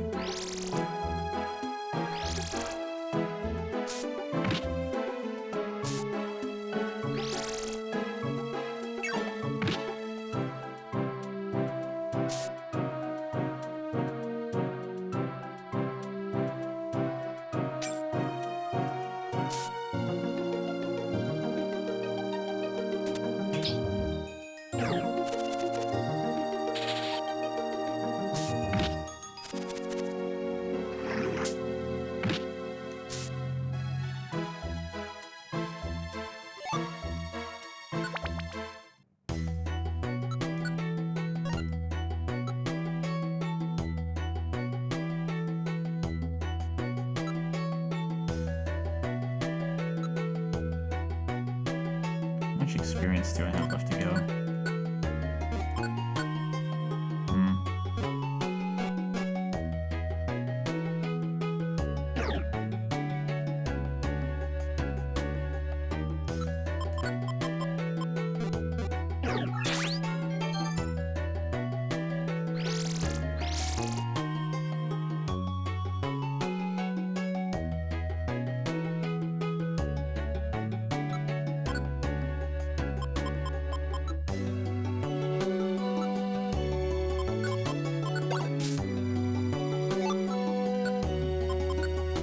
This will come in handy if there are any sticky traps.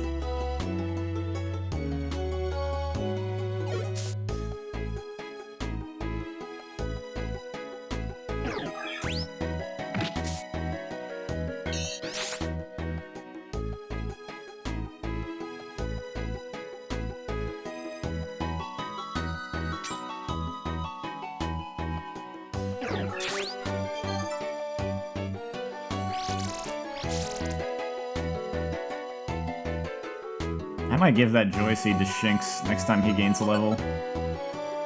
Because he still does not have a stab move yet, and that's kind of frustrating.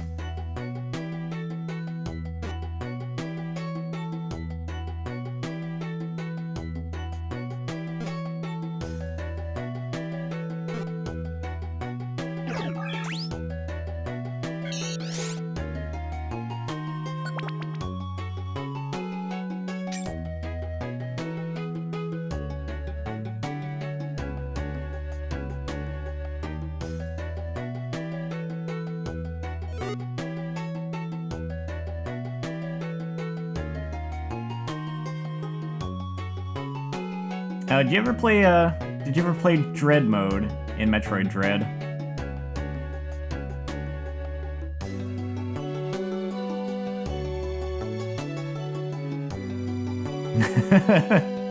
Don't blame you.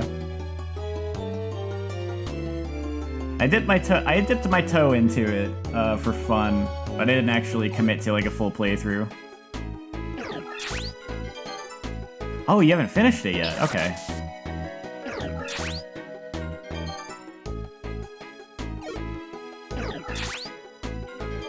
I think I had a video of, Oh, you finished it on easy mode. I gotcha.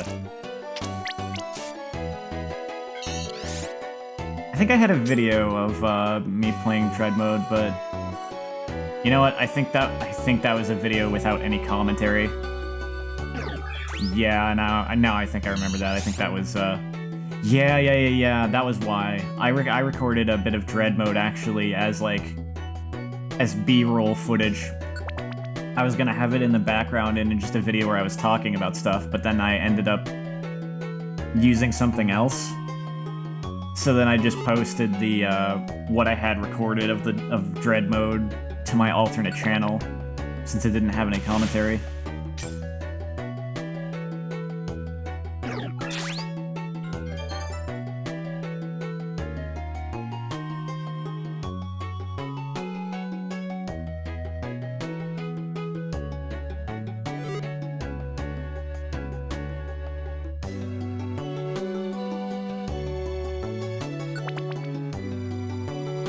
Bosses just do too much damage for you on normal. I was kind of surprised by the difficulty level of that game.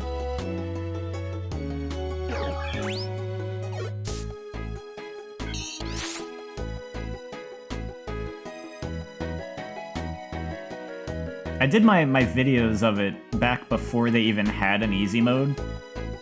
And I remember, at the time, when I was giving my final thoughts on the game, during like the credits or whatever, that was actually one of my slight criticisms of it, was that I felt like it needed an easier difficulty, because while I had enjoyed it as it was, I was kind of taken aback by how hard it was, and I was feeling like this game could use an easy mode so more people can actually enjoy it properly.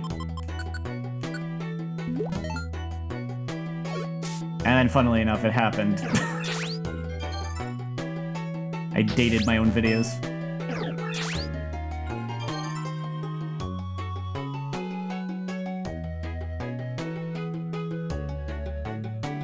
There must have been a lot of people talking about that. So the devs just, like, listened.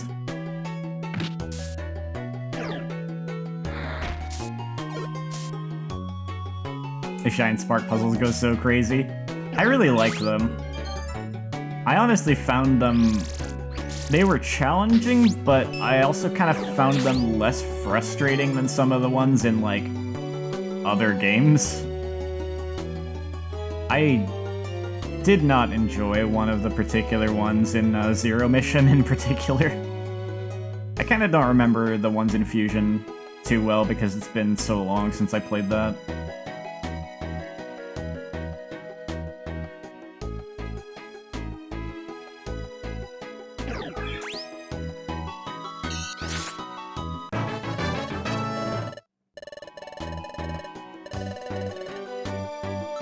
Okay, you still did not learn anything. Shinx.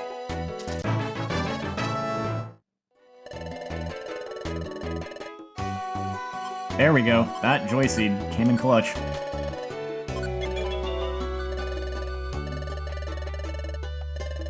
Stock.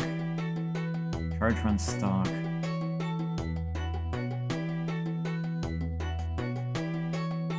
You mean...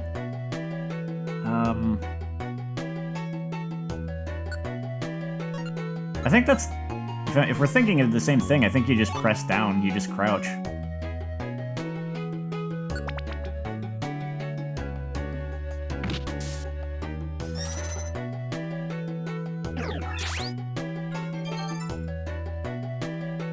You could look it up online. I think actually I did end up... There was some mechanic that I somehow managed to 100% the game without knowing. But it would have, like, made a couple of the puzzles easier had I known it. So it can be helpful to actually just look up some of the advanced controls. That would actually be another criticism. It's like, I know it's series tradition, but I don't think it's a good tradition to have, like, moves that are never explained to you how to do them.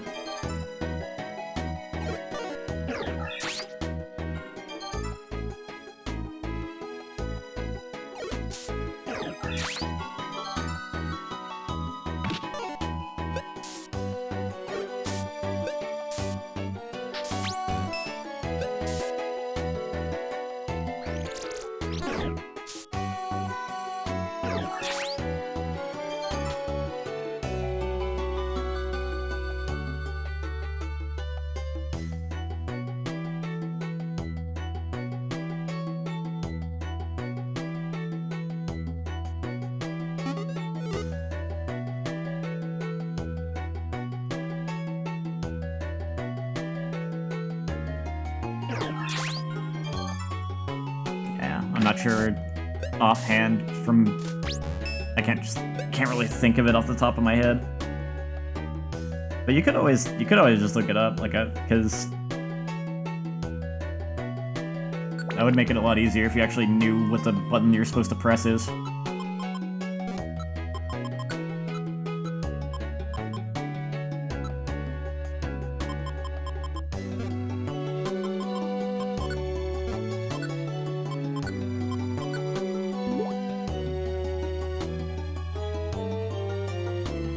Those could both come in handy, actually.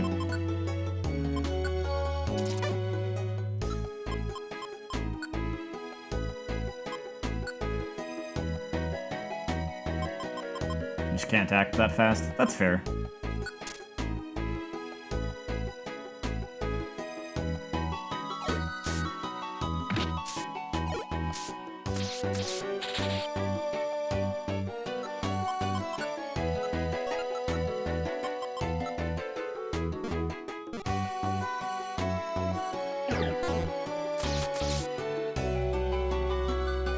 And it feels good to have Shinx with a stab move.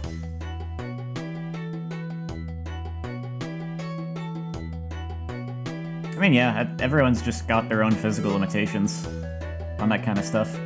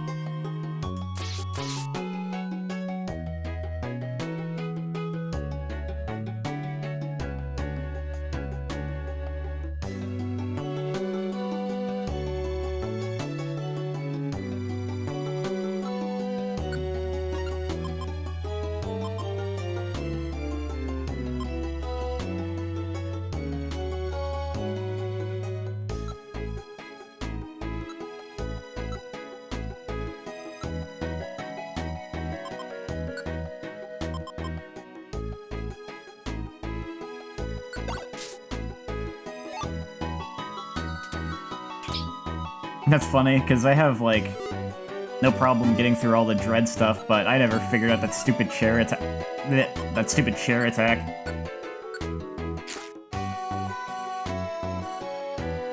I just eat a nice face full of Keyblade and tank through it, basically. Or summon, I suppose. Do I know the attack by Terry you're thinking of? I think I do. But that one I kind of thought I'd... with Terra, I kind of thought you could just glide.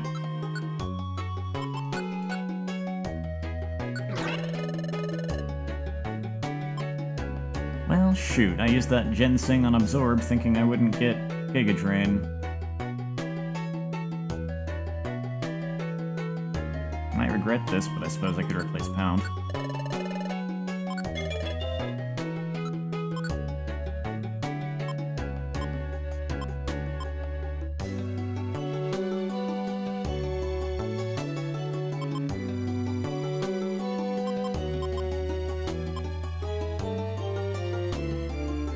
Yeah, that's the one I was thinking of. I thought I just glided away from him and didn't get hit.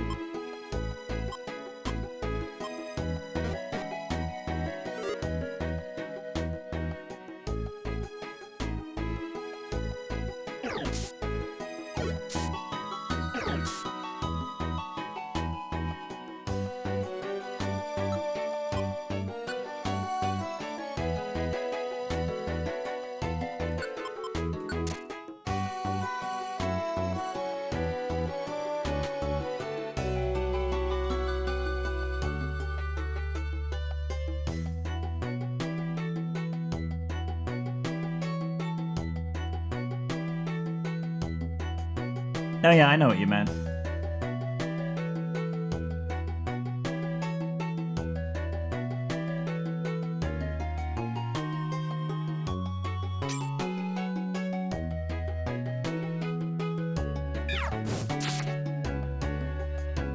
Too many fire types.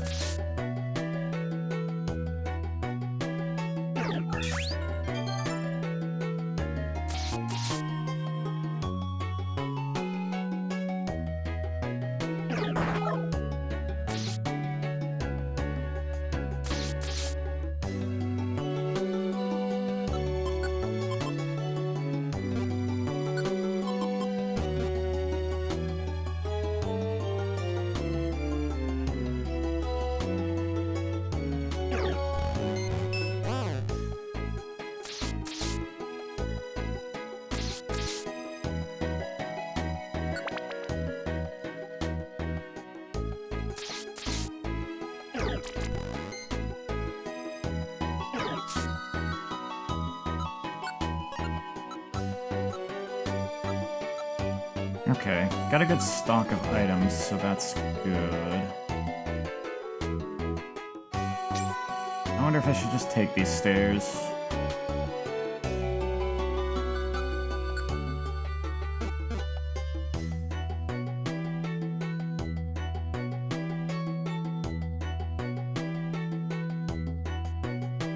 I'm a little worried about ending up under-leveled.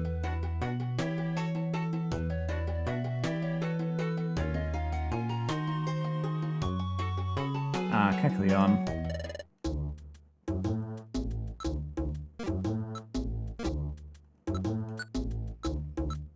Well, a lot of these I only kept to sell, so...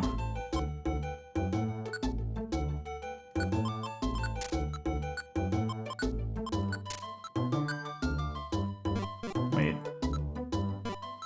Nah, I'm good on those.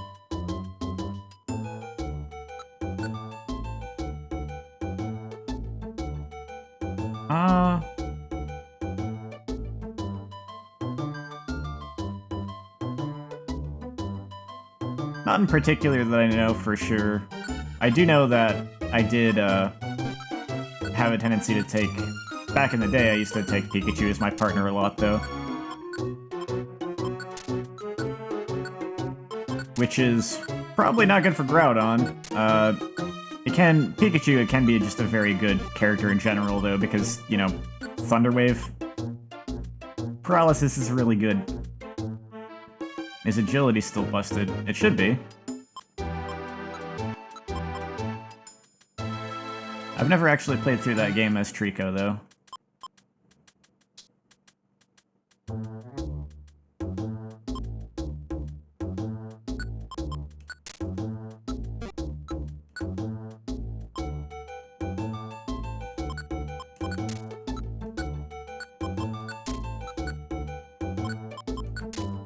Anything else?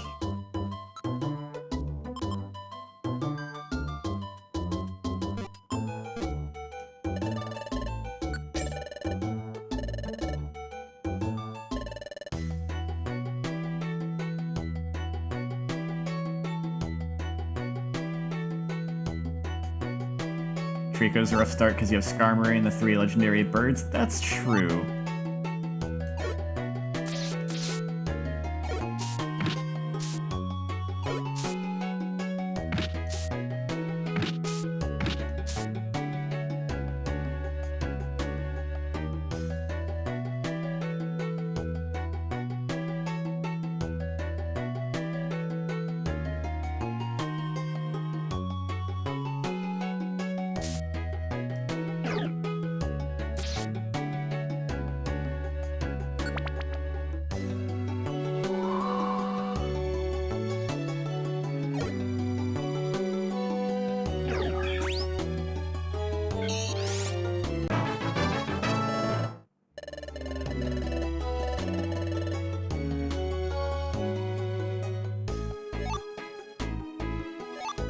Ooh, another pass scarf.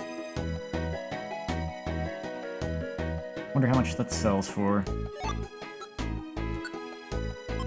Alright, let's get that ginseng on Giga Drain.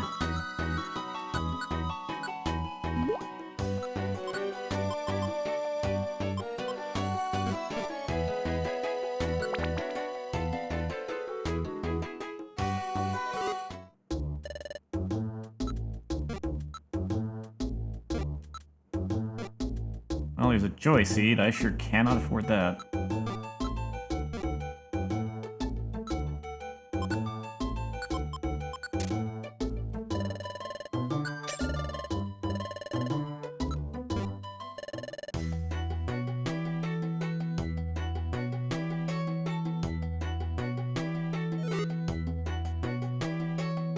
Groudon does not go primal in story. I can tell you that from memory.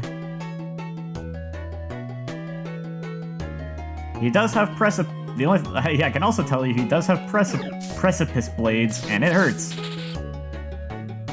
Friggin' one-shot me with that. I mean, I had Reviver Seeds, so I didn't game over, but ow.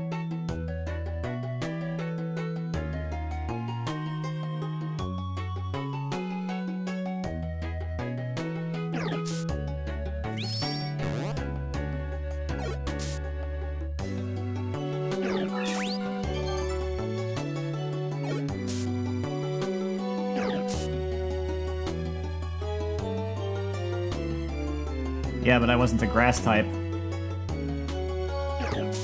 My starter, my partner, when I played Rescue Team DX, my partner was Pikachu and my starter was Charmander. I think my starter was wait, was my starter Charmander? Oh wow, I don't even remember. I thought it was.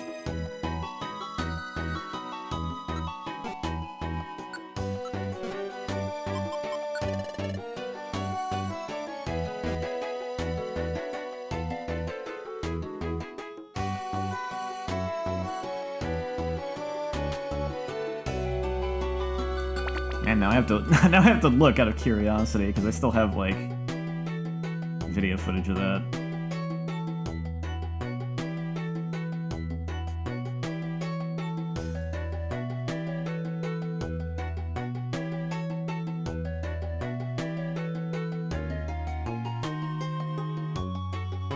Am I even able to pull that up right now? Ah, yeah. There we go.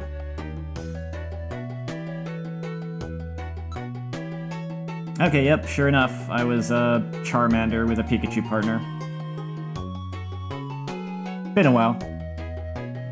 Gotta re-upload this vid still? Yeah.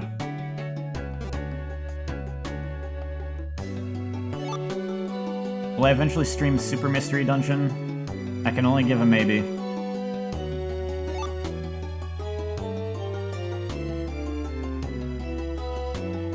In theory, I always wanted to do all the Pokemon Mystery Dungeon games, but we'll have to see.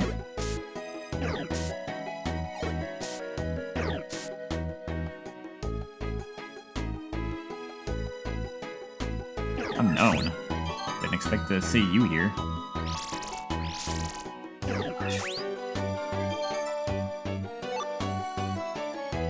Is that one less on my list?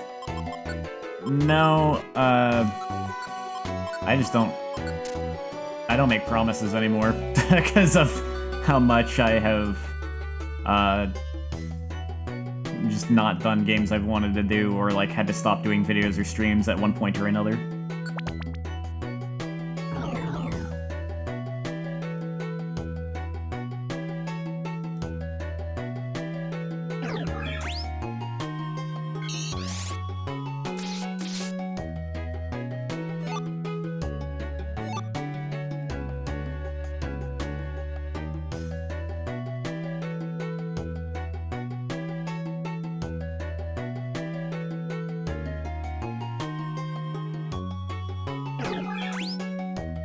I had vaguely considered the idea that I could just stream it to get me to finish it, since I never finished it, but honestly, I think I'd probably rather finish my first playthrough on my own.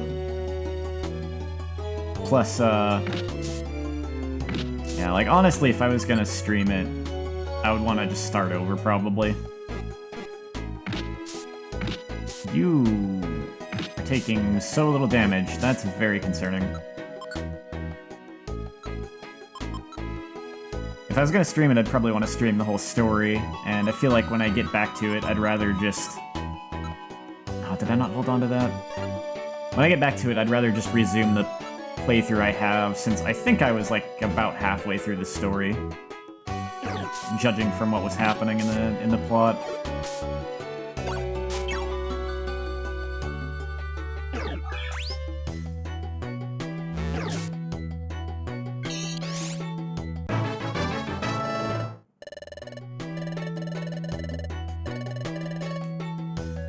I even kind of wanted to theoretically eventually do the WiiWare spin-offs. I never really cared that much because the info I could find about them way back in like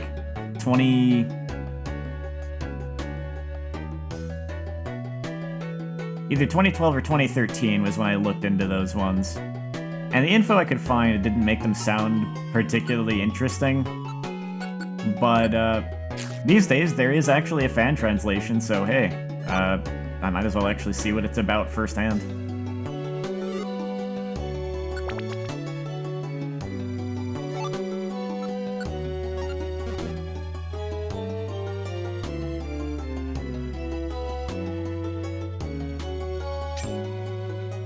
Those are last on your list, as they should be.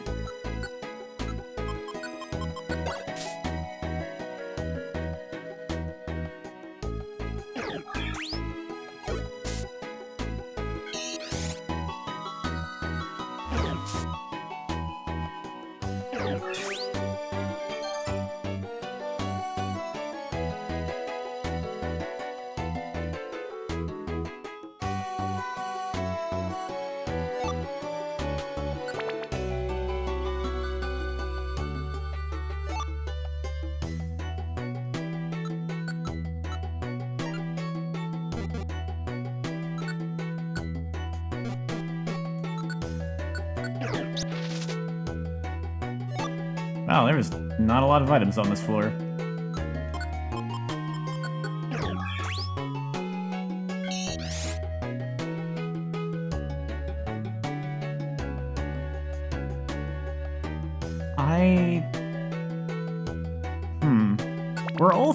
Did all three have the fan translation applied to them, or was it just one of the three?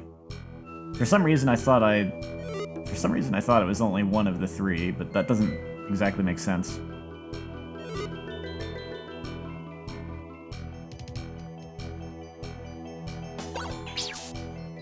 Sonic Boom.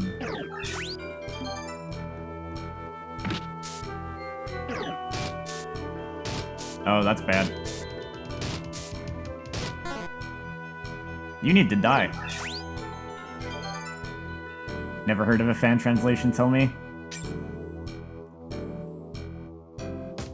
I mean, the 3 versions are not any different in terms of story content anyway. There's really not much to speak about with the story as far as I'm aware, to be honest.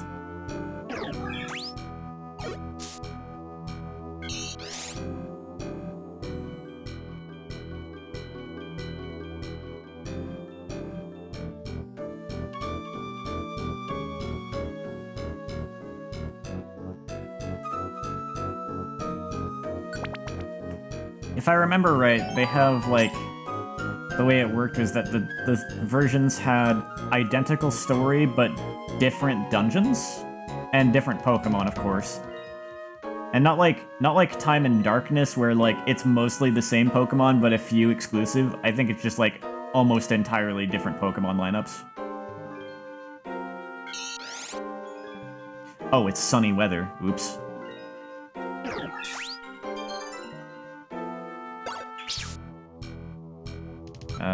Shinx. No, wait.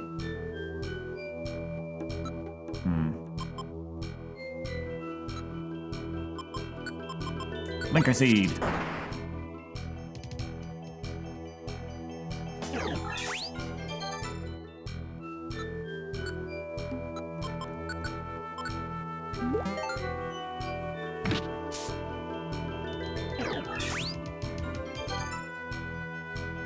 Found a playthrough on YouTube of the Adventure Squad game.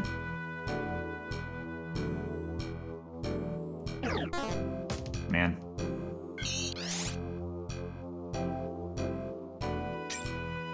Oh, of Rescue Team DX.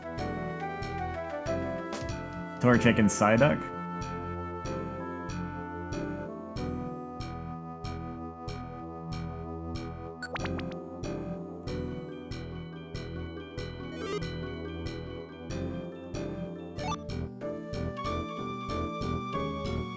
Forgot Groudon makes magma.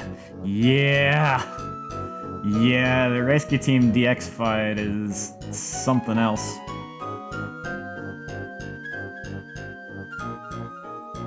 It is so much more difficult and tense than it was on the GBA version. GBA and DS.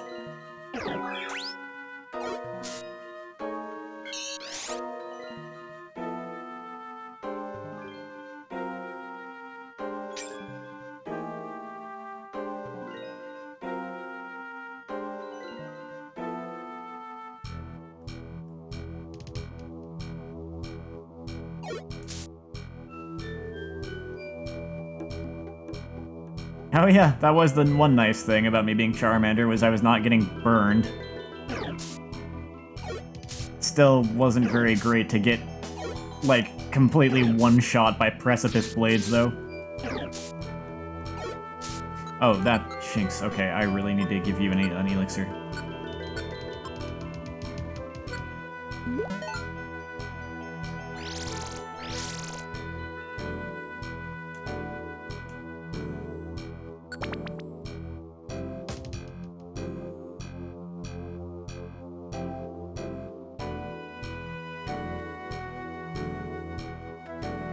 Do you remember Rayquaza by chance too?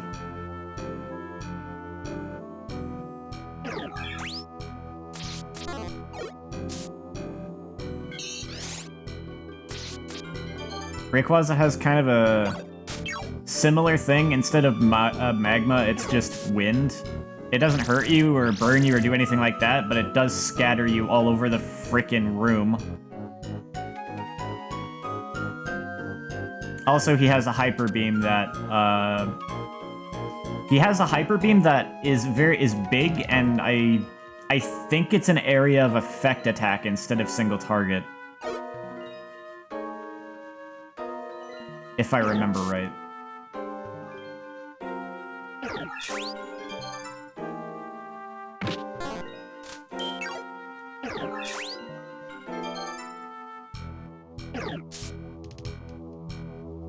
It's Hyper Beam.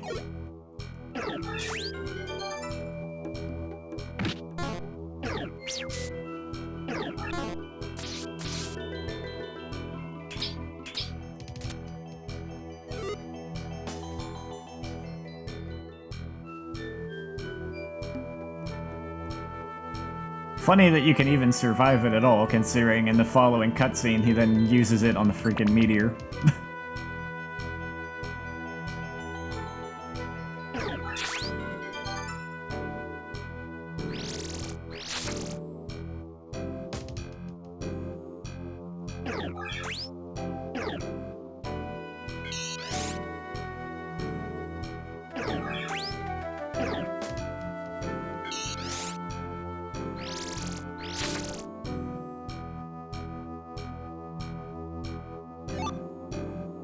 Joy Seed. Okay, well, almost leveled up, so...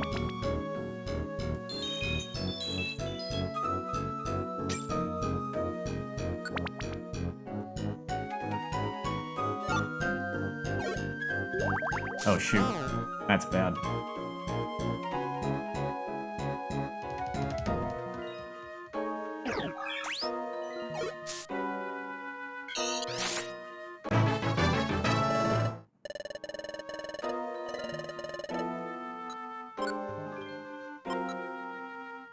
You know what, Shinx?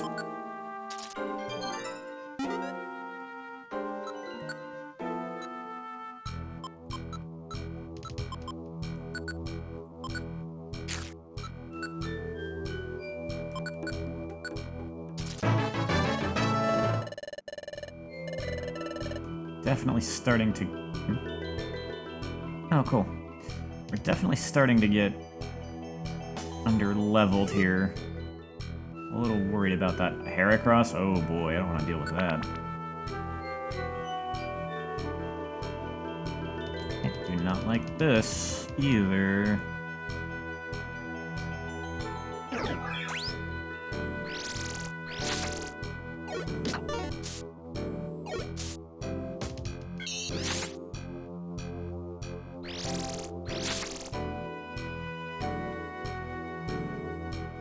I have a feeling I'm not gonna complete this dungeon.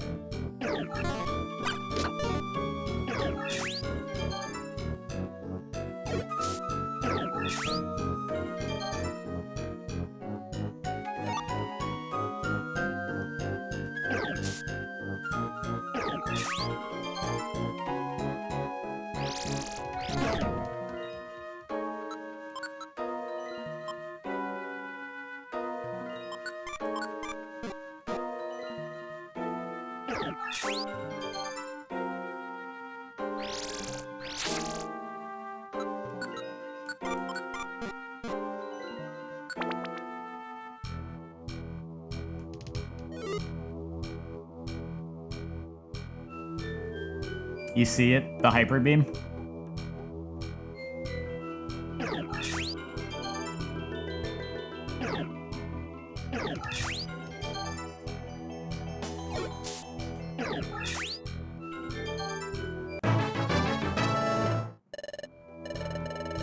Is that because of its size? I think it's just because...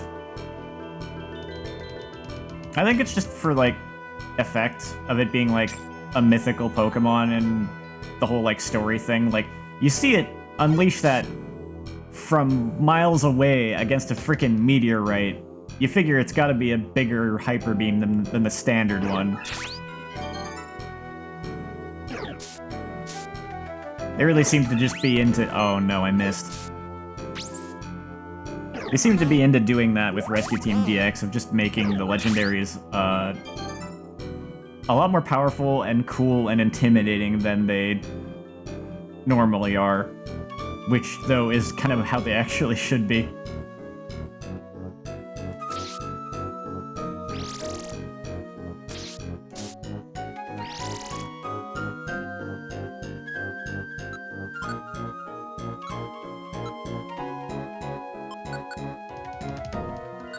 I would bet that it's like a specialty attack that if you were to recruit Rayquaza, you don't actually get the multi-target Hyper Beam.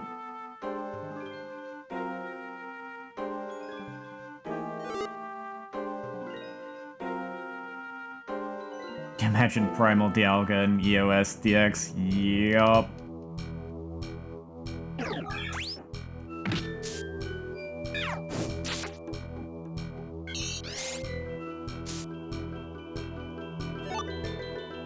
I mean, to be fair, Primal Dialga already had a room-clearing attack even originally, but it would probably look a whole lot cooler in a remake.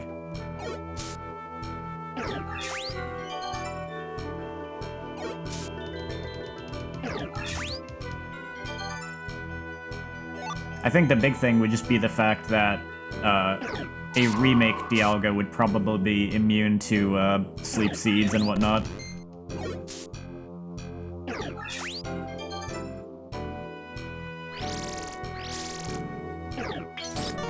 Okay, I'm getting to the point where I actually just need to avoid fights, huh?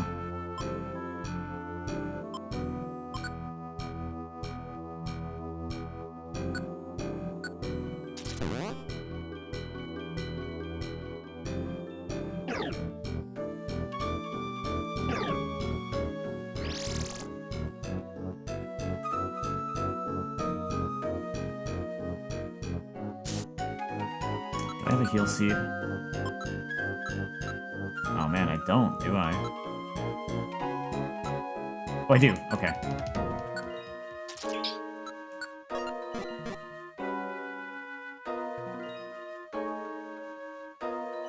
Nah, I haven't seen, I haven't really seen recent mainline games, just kind of like period.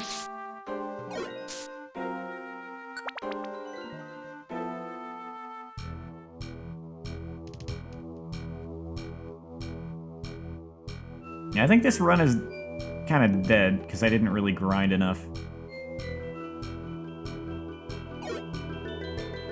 Like, this seems to be a point where I am outmatched and maybe cannot really reasonably catch up to a good level.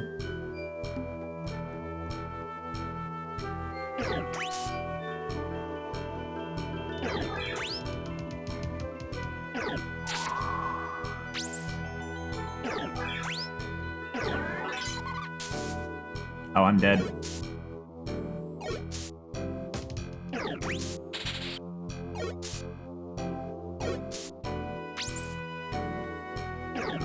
I didn't realize I had another one. One shot, okay. Yeah.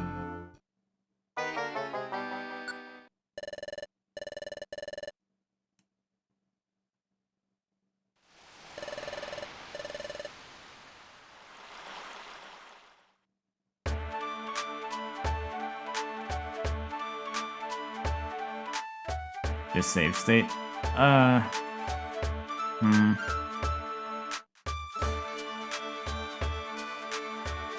hadn't even really considered that.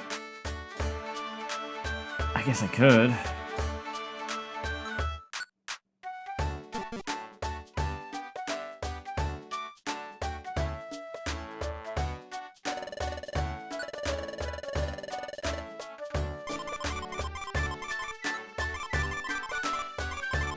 How far was I? How far was I? Was that even... I was not even at floor 40, so... I don't know if I even... Was I even at 30? I might have been at 30.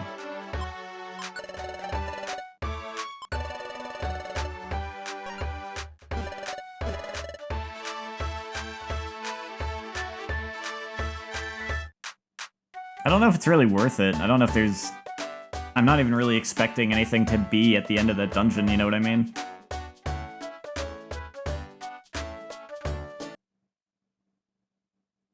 Hotkeys.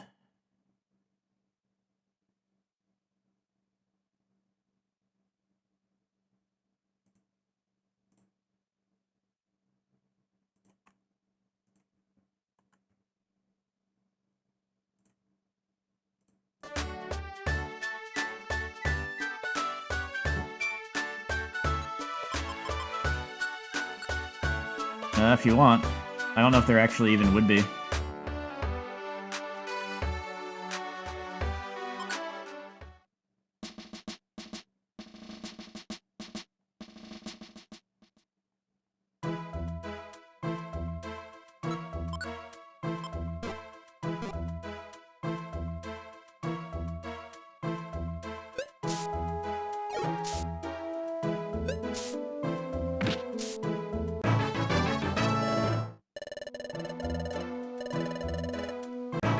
That's kind of the thing when you get into like a fan mod. There's not always so much information.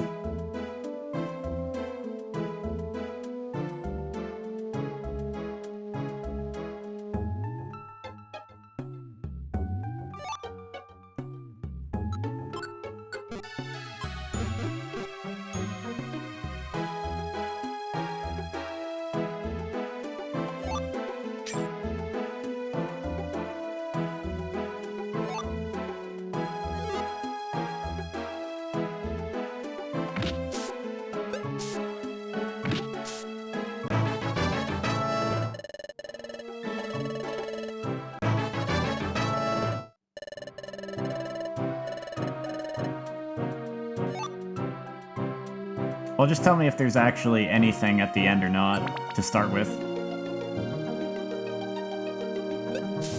Because a bunch of the other dungeons that were new to this just ended. Like, there wasn't really anything there.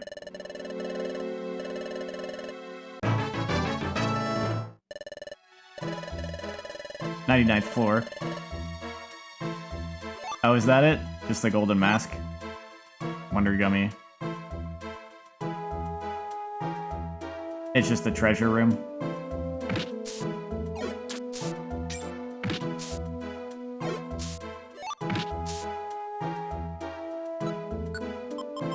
Wonder chest. It's all the really good items.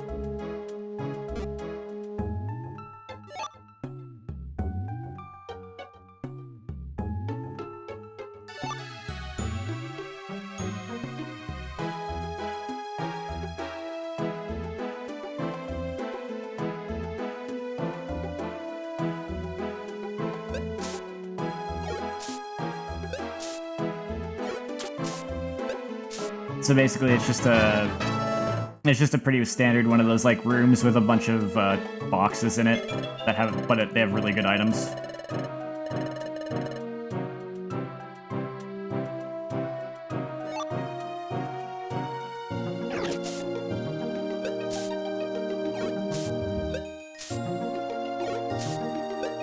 Not even boxes, just the items are there.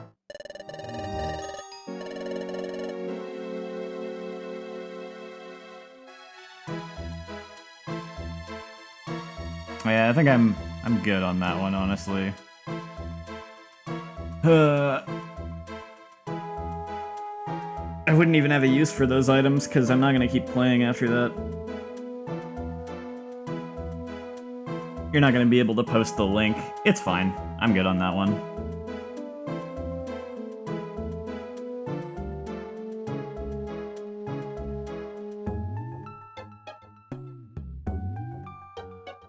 Well, with that, I'm basically done with this mod, then. If I'm not gonna try to finish this dungeon. Oh, sure, you can give me the name.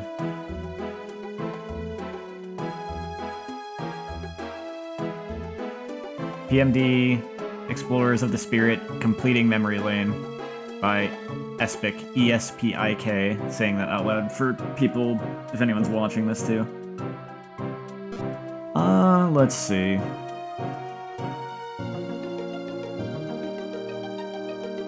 Such an unceremonious way to end this.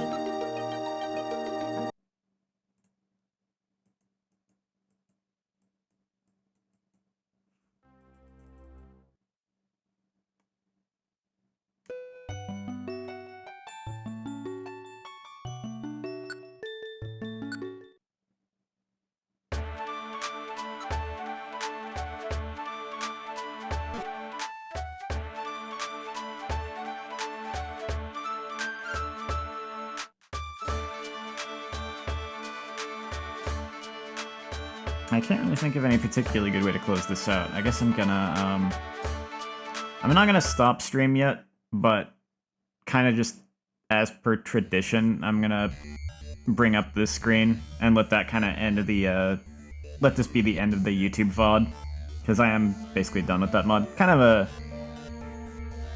a anticlimactic, unceremonious way of ending that stream, but I mean, there's not really anything else to do in the mod, so... thanks for watching me go through it. I am gonna be moving on to other things for now, I think. Other than Mystery Dungeon. Well, actually, I might play Randomizer a little bit. But mostly, I'm gonna be moving on to other things than Mystery Dungeon for the time being, I think.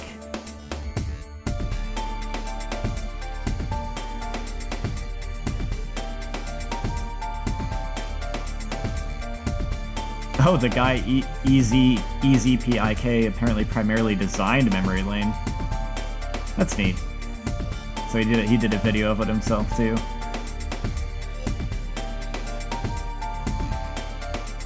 Yeah, thanks for joining me for this mod. It was a fun time. I've pretty much already said everything I could say about it, so see you for whatever I do next, or whatever you watch next.